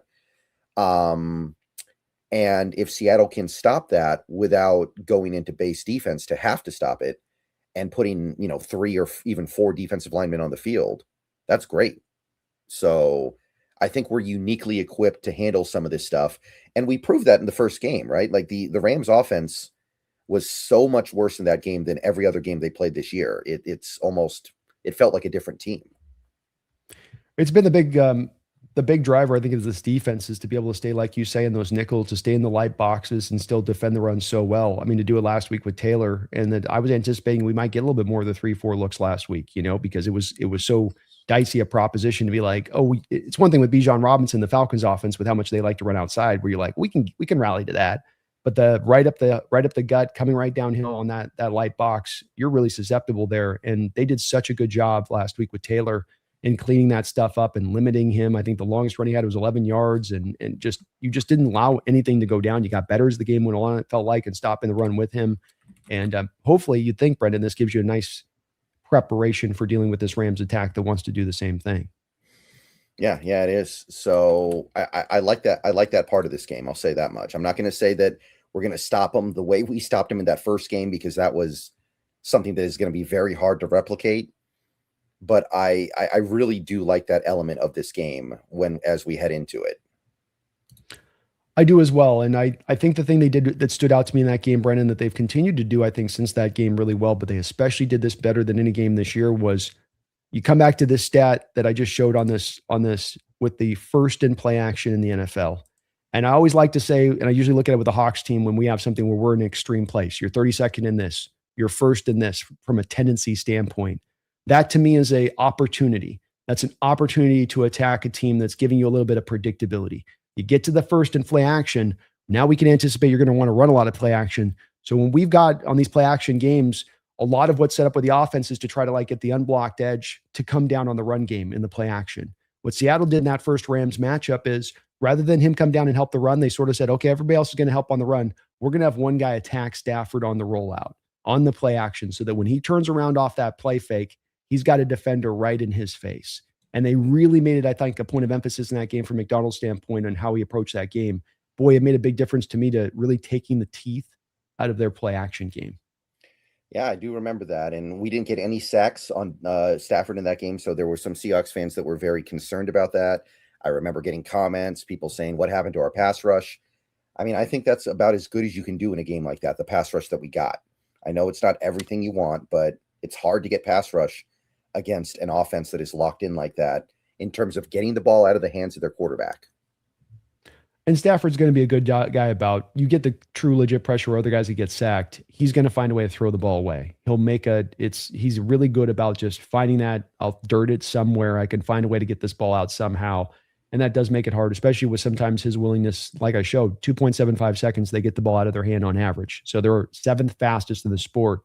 We saw this last week with Rivers. When the quarterback's going to be that quick to get the ball out of his hands, it's going to be hard to generate the pressure. You got to have the guys that are going to hold the ball a little bit longer than that to make that occur. We got no Devontae Adams in this game, Brendan. Do you have a defense that doesn't tend to like to really adjust things for an opponent? We don't like to run spies on quarterbacks that are highly mobile. We don't run a lot of double teams in shifts and ways. I'm watching this Rams tape last night against the Lions, and again, Puka going crazy. And again, with Puka, I don't know what it is with him, Brendan. I know they scheme up some really great stuff, but the amount of blown coverages on Puka Nacua, the amount of times that guy just has guys that nobody picked him up on a play, guys dropped in his zone, but nobody decided to pay attention to this dude, and he's just sitting there wide open. It's wild to me. Do you this week draw more double teams in Puka's direction? Do you leave yourself a little outside of what yourself is from an ideology standpoint, just because they're so weak at the other receiving core positions, Tutu Atwell, Mumford, Winningham, that you go, hey, we just shut down Puka. Their passing offense will be by and large toast. That would be my preference, I think, because we've seen teams this year refuse to do it, even when Devontae's in there, and pay for it. Like, I'm thinking mainly about that game the Rams played against the Colts, where they just would not roll coverage to Puka. And it was very odd. It was very strange. And they ended up losing a close game. And you and I even talked about it the week after, I remember on the show a little bit. It was just kind of, why would you leave yourself susceptible to that when you don't have to? Mm-hmm. So I would do it. What I would say is that there is a little bit of concern that their tight ends are going to beat you then, maybe, because their tight ends have been very effective for them. Colby Parkinson has actually had a really nice season, kind of unlocking the best version of himself that we all hoped he would reach in Seattle. And there is a little bit of concern there, but I would rather get beat by their tight ends than get beat by Puka when Puka's beating everybody the way that he is right now. Like, it's a no-brainer. It's a little bit like what you've seen with our offense when there has been those teams that, and it's not been very many, but with those teams that actually go, hey, we're going to take JSN away and drive that it's made our offense at times kind of struggle to find, its footing. And I think Stafford's a little bit like Darnold in this way, in that he has a great receiver and he knows how to work them. And that's a good thing. He knows how to get the most production out of those guys. But there also is a little bit of the overwork status that he can apply at times that we saw with Darnold with JSN, where there's a little bit too many targets go in that guy's direction. And if he's that set on not kind of spreading the ball around and making defenses play honest, but he's going to just hyper concentrate on that one guy, punish him for that, or take that away from him and make it hard for him. Then don't make it easy, make it hard. And like you say, if you get beat by the tight ends at that point, if Jordan Winningham is the guy that gets you, if Mumford's the guy that gets you, you tip your cap to him and you say, good job, you guys got us on that. But just don't let this guy beat you. Don't let Kyron Williams be the guy that beat you, with no Devontae out there. Yeah, it seems like there's a formula there. Like when you really break it down, it seems like the formula should be there. It really does. Got to a big part of this game, Brendan, is going to be how you defend that the play action boots. This is where we come back to just having a defender in his face. They're going to run a lot of those empty boots or naked boots to the weak side there, back across his body. We've had a problem at times letting the tight end get freed up coming back across the formation there. That's going to be another big key point to how we defend that in this game. And again, you don't have to defend the dragging tight end if you can just take care of the quarterback before he turns around on the play action. And so that's really why I loved that as a modification in the game plan last time, because it really did a good job of sort of taking away those plays that had not only what the Rams want to do, but what's been problematic against your defense at times as well with that given play. Remember Dalton Schultz in that Texans game? They ran it like 5 freaking times and he was open for like 15 yards. It seemed like every time. Yeah. And it is, you see stuff like that in the NFL all the time, and it really just makes you confused. Like, what are these coaches doing? How are they earning their money if they're just going to let this happen over and over and over again? Yeah. It's especially when it's such a stylistically a point of emphasis for that given offense and how they're looking to go. Let's turn it on over here to the defensive side of the ball, Brendan here, and Rams on the defensive side of the ball. It's kind of a little bit slightly not bad backwards, but they maybe have not been as strong as they've started out quite.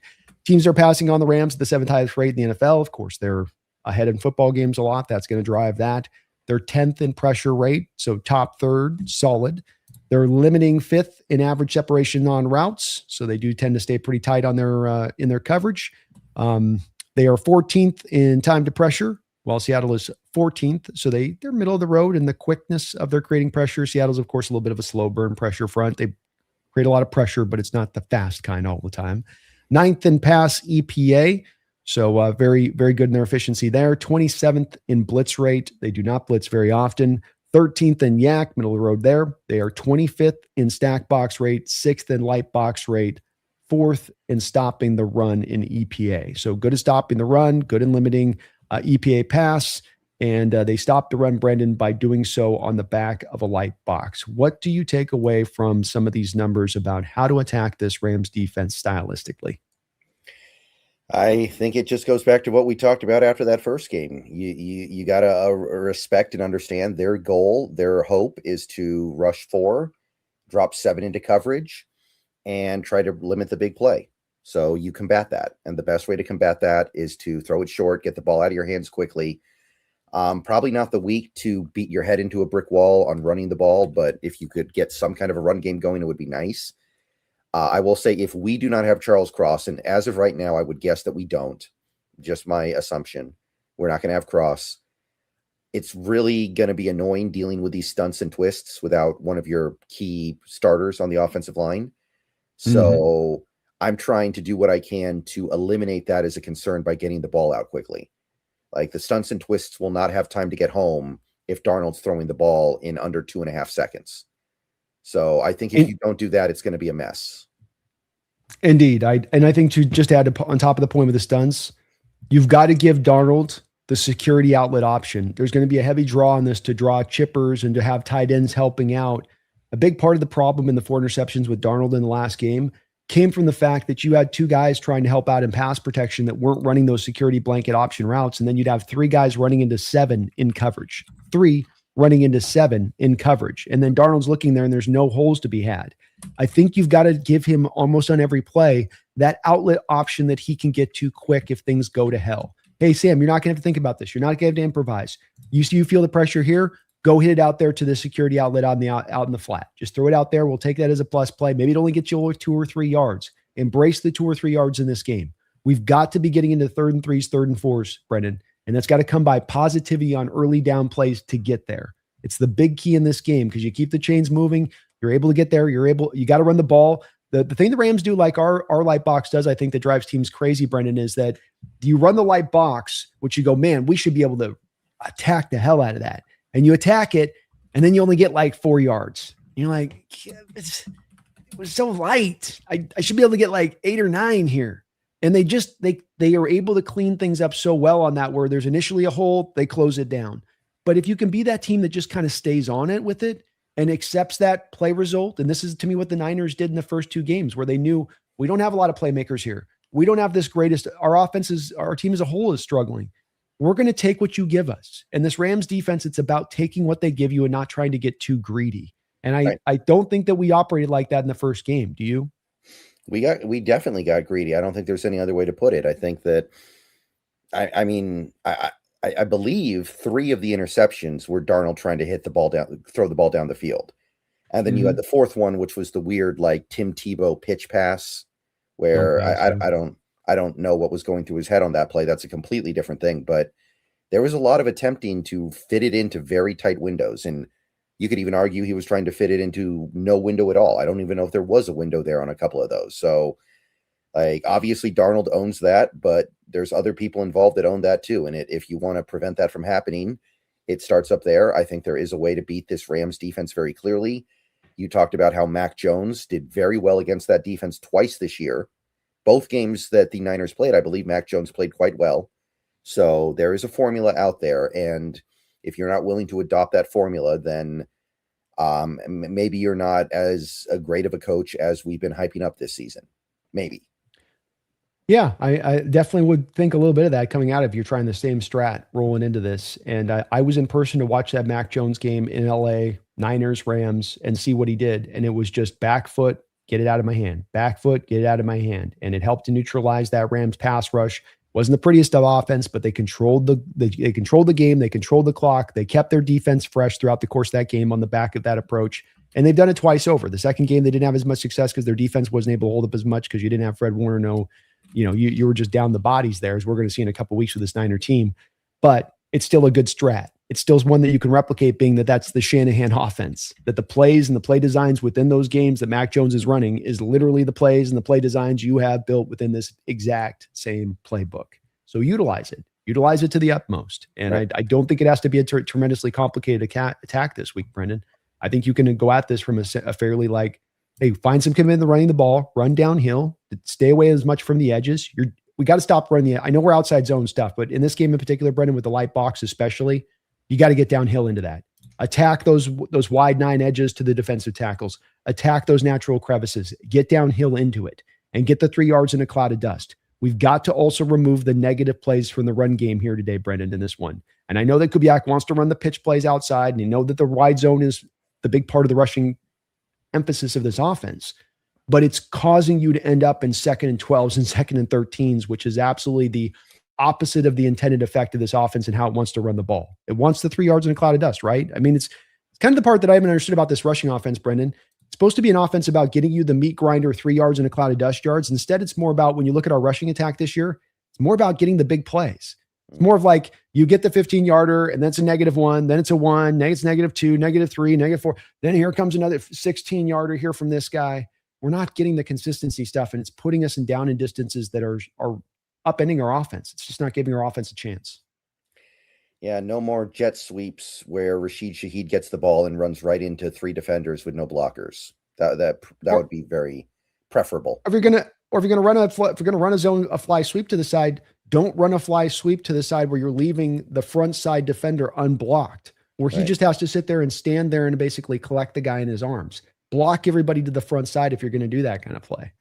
Is there a difference between a jet sweep and a fly sweep, or is it just 2 different terms for the same play? It's just two different terms. Yeah, I thought so. Yeah, you got the reverse, or you got they're basically the same thing. Got a donation here from Taker. Thank you, Taker 610, for the $5 donation. He says, if we don't win our division, I feel good about a wild card game on the road against the Bears, Eagles, or Bucks. We're 13-2 over the last 15 games. Yeah, Carolina's the team I want to duck. I really don't want to play in Carolina in the playoffs. I know that they're not a great team, but that's the team that I think you want to be careful with. But yeah, Bears, Eagles, Bucks, bring it on. Agreed. Yeah, there's really not anybody in the NFC that freaks me out going out on the road too. I think we got as good a chance in any of those games as anything. Rams is probably the one team to go play them at home that I'd be maybe most uncomfortable with. In this conference. I'm saying as a first round game, as a 5 seed. Yeah.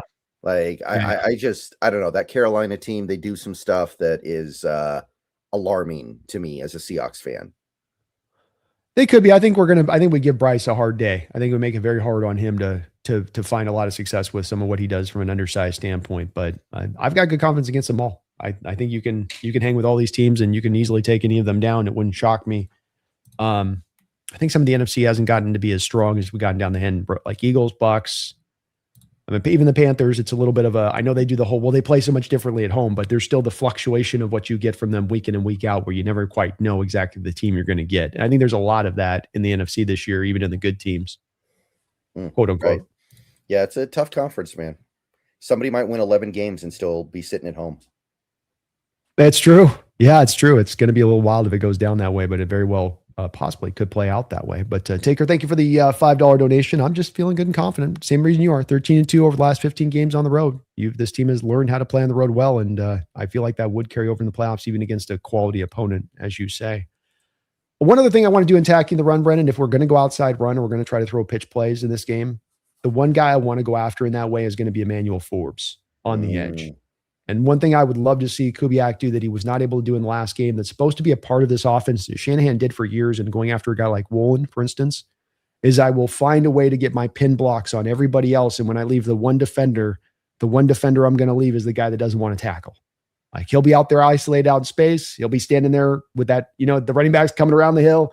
They're dead lined up. Your running back just got to break that one tackle. You've got the rest of it relatively blocked up, and he could have a big play. Didn't do a lot of that in that first game, but that's what you've got to do with Forbes is he can be a pretty decent cover guy, but he's not a great tackler. And you can definitely get after him in that way. Yeah, when I logged on to the Pro Bowl voting website and I was looking at the results the other day and I saw Emmanuel Forbes is actually currently in the Pro Bowl by fan voting, I almost punted my computer out the window. I was very like that guy was one of the bigger busts in recent memory in Washington. Like he was virtually unplayable, and then he goes to LA and remembers how to play football. That's infuriating. It really is, especially because when you saw Washington give up on him so quickly after being a first-round pick, you're like, it must be just awful. Like this guy just must be completely like a mess. And you gave him over to the Rams essentially for them to reclimate him in that way. And you're like, huh, that's kind of weird there. Felt a little bit like this with Achillea Witherspoon, where I can't ever quite understand why so much of the NFL was so out on Witherspoon, who, look, he's got some limitations himself as a player. And what you like with both those two guys on the field, by the way, quite frankly, is that you're having negatives as tacklers, even with what they can do in coverage when those two guys are on the field at the same time. But, NFL's definitely let sometimes some of these corners get over to the Rams that just didn't make a lot of sense. I know that Quinn was in there and he's a new this and new that, and he's going to, but geez Louise, they moved off of him really quick. Yeah, it's infuriating, man. These broken parts going to LA like they need it, like not cool. Yeah. Will Fries, thank you for the $10 donation over on Brendan's side. Will, appreciate you for that. Says, let's be honest. If Cross doesn't play, head to the casino and bet on the Rams because there's no way the Seahawks win this game. I would like to have Cross, but I'm not convinced it takes us out. I think there are ways to mitigate the loss. I really do. And yeah, think about how bad offensively we had to be in that first game to lose by a field goal. Like, let's not go too crazy with this stuff. Yeah, I think losing one player doesn't, for a team that's this good and has 11 wins on the season, and has proven it's a very deep team at that. Losing one player does not sink all of your hopes, I don't think, for the season. And I mean, let's kind of be frank at this as well. Charles Cross has had a solid year. He said solid year. That's not Walter Jones out there. He's the 26th highest rated tackle in the sport. Abraham Lucas is more higher rated than him. And that fits to the film, quite frankly. There's some bad reps you get from Cross. He's not come forward as a run blocker necessarily. He is maybe average at best with a lot of bad reps. Part of the contributing problems there when it comes to stopping the run and how it works there. As well, Jamarco Jones is playing this sport a lot. And this is not Stone Forsythe that you're trotting out there at left tackle like we have a couple of years ago. So, it's a detriment. But look, the Rams are down Devontae Adams as well. That's not going to impede them. There's not an equivalency between the two of those losses. I think that there absolutely is. In fact, you could probably even maybe make a bigger argument that the Devontae Adams loss is a bigger loss than the Rams than the Crosses would be to a loss to the Seahawks. Yeah, it depends on what Josh Jones is. Like, one thing to keep in mind here is if you look at, and I know PFF grades, there's a lot of scrutiny around PFF grades right now. But if you look at his career, he's been atrocious every year of his career, except the 1 year he actually got to play left tackle. And that year he was graded quite well. Every other year he's been terrible, but he's always playing like right guard or right tackle where he should not be playing, where he's completely out of his element. So you put him at left tackle, you might get a pretty decent player. Like, it's not beyond the pale. Yeah. I mean, if Cross is essentially giving us a 73.2 rating by PFF this year, can Jamarco Jones go out there and get you a 60 for a game? Yeah, I think he probably can. I think that's certainly well within his means. And you're going to set some stuff up structure-wise to help him out here and there as you can. I think as well, the thing that we have to acknowledge with this is that, Jared Verse was looked at as this guy that was going to go be a defensive player of the year kind of guy. The guy that'll be rushing from that side by and large throughout this game. I mean, he's good. He's a good player. Has he become Micah Parsons? Has he become a Myles Garrett? Like people were, like a lot of Ram fans were kind of talking him as to being this year. Has he come forward in that fashion, in that way? I mean, he's good. He's really good, and he's a good all-around player at that, but I don't know if he's quite come to that place. Do you feel like that as well? I mean, you go on some of the the big Rams, like X pages and Facebook pages, they have these moments where they're like, what does this guy actually do? Like, let's have that tough conversation right now. Like, what is this guy really giving us? And obviously fans get a little bit irrational sometimes. I'm not saying that they're completely valid in their take of thinking that he's not good, but I do think it's fair to say he's not everything they thought he was going to be when they got him. And second year, sophomore slump, whatever.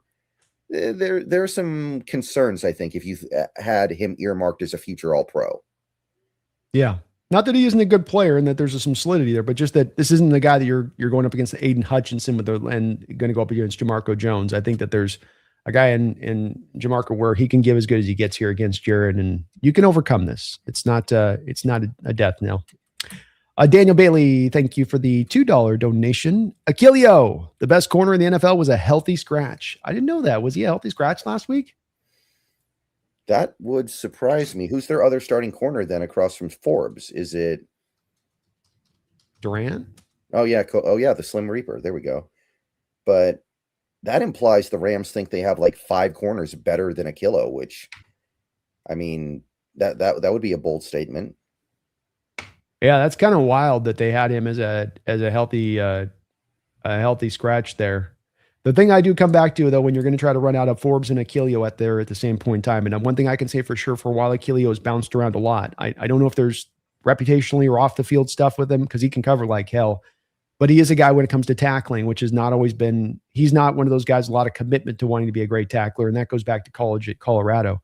And if you have 2 of your outside corners that don't want to tackle in a game, Brennan, that's especially going up against a Lions team last week that wants to run the ball. Could have been something that came in to maybe impact that a little bit on that decision. But interesting. Yeah, Jake talks about Achilleo. Like, that's why Daniel's kind of making a joke here as Jake over there, Ellenbogen, talks about Achilleo like he's one of the best corners in the sport. It's like, look, best corners in the sport don't become healthy scratches on game days against a tough opponent. Right. Kind of doesn't work that way. Very odd. Is there anything else you look at offensively going into this defense that should be something that the Seattle Seahawks, is this the week to bring out a trick play? Is it a week to just try to throw 10 different outlet passes into the flat and use your run game that way? Is there anything else offensively you see that needs to be done here for success against this Rams team?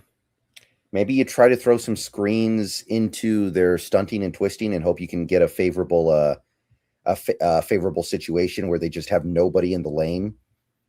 Maybe that's all I can think of. I don't want to do trick plays.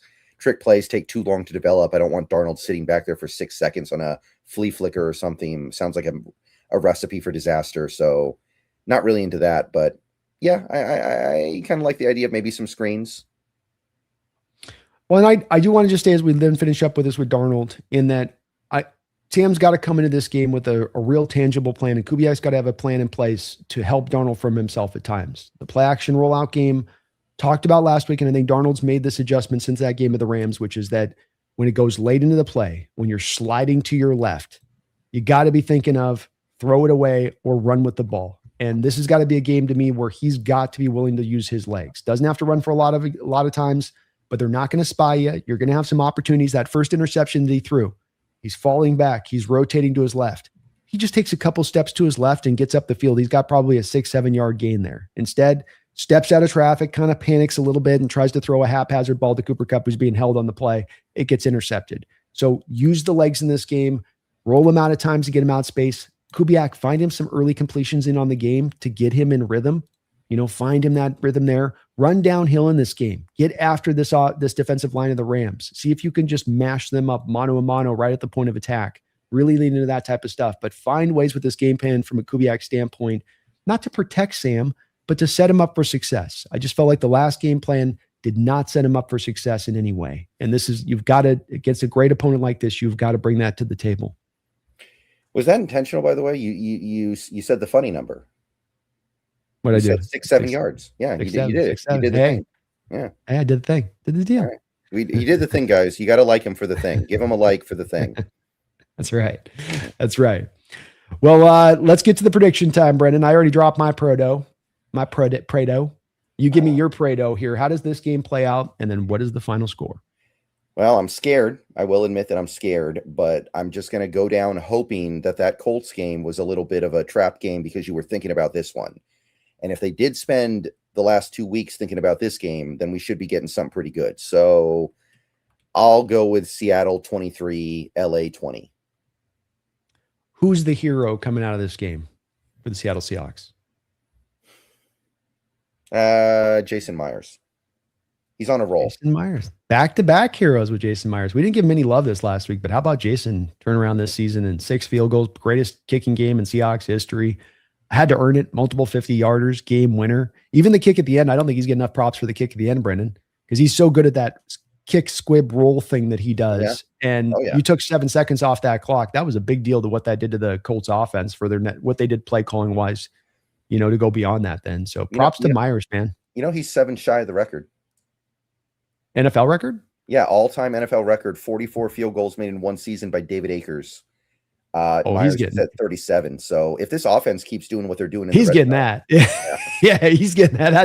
That's money in the bank right there. You talked about needing something to bet on. Let me go bet on that. That's hell. It's in our picks this week, folks, with the sleeper. Yeah. So he's definitely going to hit that mark, and he might hit it by a good amount. He might round that thing and pass it by. Matthew, thank you for becoming a new member of the channel. Matthew, love the emoji there as well. That's great. You saw the one a couple of years ago from that one, right, where he's on it and he like flies away. Somebody used like the Dora thing. Now that stuff's getting crazy. Oh, Sora. Yeah, Sora. Yeah, they had him like flying away in the deal. But Matthew, thank you for becoming a member of the channel. Please keep an eye on your community posts. That's where we put the benefits from my side of things over for members of the channel. Want to really thank all of you guys for watching today. Well over 400 on in the chat here today, rolling and going. I know you guys are hyped up for this game. If you can do me this favor, please do get subbed up to both my side here, the Hawks Nest, or if you're watching over Brendan's side or not watching on Brendan's side, get subbed up over to him too. It's Seahawks Brendan Nelson out here on YouTube. And Brendan's got a little bit of an announcement as well in regards to SI. Right. I mentioned it earlier, but I have been picked up by Seahawks on SI. I'm writing 2 articles a day for them right now. Started yesterday. So I got 4 articles up already. Going to have another 2 going up tomorrow. As time goes on, maybe it'll be a little bit more. Some days maybe a little bit less, but I'm now a daily participant in Seahawks on SI, a part of the on SI network. So go check it out. And that's where you can find some of my new content. You got to own some of the swagginess of this, Brendan. It's Brendan Nelson, Sports Illustrated journalist. That's how you put that now. Doesn't that have a nicer ring to it? Yeah, they've been pretty clear that they want it very, very hammered in that it's on SI. It's like the phrasing they use is like part of Sports Illustrated is on SI network. So I'm going to say you're a Sports Illustrated reporter. That's how I'm calling it. Okay. They can get mad at me. They can come sue me if they want. Okay. That's what I'm calling it though. But no, Brendan on SI, please do go check out those articles. Congrats to you, Brendan. Well earned on your part with that. Really cool to hear as well. And please do guys check on that side of it. We will be back next regular time Thursday for a B&B show at that time, looking at this game. Maybe go a little bit early. We'll see how next week goes as far as how things set up with that. But I really do thank you guys for watching today. Please use again that Sleeper app for your picks, as it is Sleeper is both sponsoring me and Brendan right now. Again, you can use either Nest or SBN and use that code on the Sleeper app. They'll give you a 100% match on your first deposit up to $100. $100 from me to you, from me and Brendan to you, and you support our channel at the very same time. Terms and conditions do apply, but do thank you guys for using that code as you guys are throughout the course of this year. And I thank you to Sleeper for sponsoring the show. Brendan, let's go get this win, man. Let's go set this stage like this team has done so much throughout the course of this year. Let's find a way, hook or crook. Doesn't have to be pretty. I don't want to hear about style points. Get this dub on Thursday. Get the mini bye to get yourself to that dangerous Carolina Panther team that you just talked about. And let's finish this season off strong. That sound good to you? It sounds great to me, man. It sounds great. Let's finish this. Like, this is an opportunity to make this fan base feel great about this team's chances when they get in. You win this game, pretty much everybody's going to have the highest possible aspiration on their mind. You'll get the locals finally dreaming big. I think there's a little bit of a sense in Seattle fan land of like, well, we're almost ready to be sold on this team, but are they going to break our heart again? Are they getting ready to break our heart again? They've broken it so many times the last couple of years. It feels like it's ready to happen. It's going to happen. So they're just ready to come over the edge of the other side of that. A win like that, like you said, would get that job done. Not to mention, put you in that sight line dead on to go get that number 1 seed, home field advantage throughout the playoffs. It's right there for the taking, Brendan. It's right there at the end of our fingertips. I was relating, Brendan. It's like an action movie, where the stars he's like getting choked out and he's kind of like reaching for the knife and the little tips of his fingers are getting to the knife and he's pulling the knife in. He's almost got a grip on the knife and then just does this move, feels like we're right on the edge there with that knife with the tips of our fingers, like just about almost got it grabbed. So yeah, let's go get it. Let's go grab it, Hawks. Let's get this done. Cal, thank you for Industry Worth It. Another $2 donation, finishing it off right. And I want to thank all the folks, Daniel Bailey, Will Fries, Taker 610, Roy Froelich, Jason, Freddie, Thanos, Strike, Brent, Chop, Samuel, Banker, Dublin, Seahawker, Peter Go Hawk, Slobby One, Feed Me. Thank you guys all for all of your guys' support here on the channel. Really is appreciated from me and Brennan. We really thank you guys for that, as you are great with both of our two channels. All right, we'll be back in a week, guys. And we're going to be back in a week, hopefully celebrating a big Seahawks win. In fact, the biggest Seahawks win of the NFL season. So ride with us into next week. Let's go get this win. Thank you for watching today. Hit that like button, sub on up on either side that you're watching this on. But please don't you ever forget, don't you dare do it. Go Hawks. Go Hawks.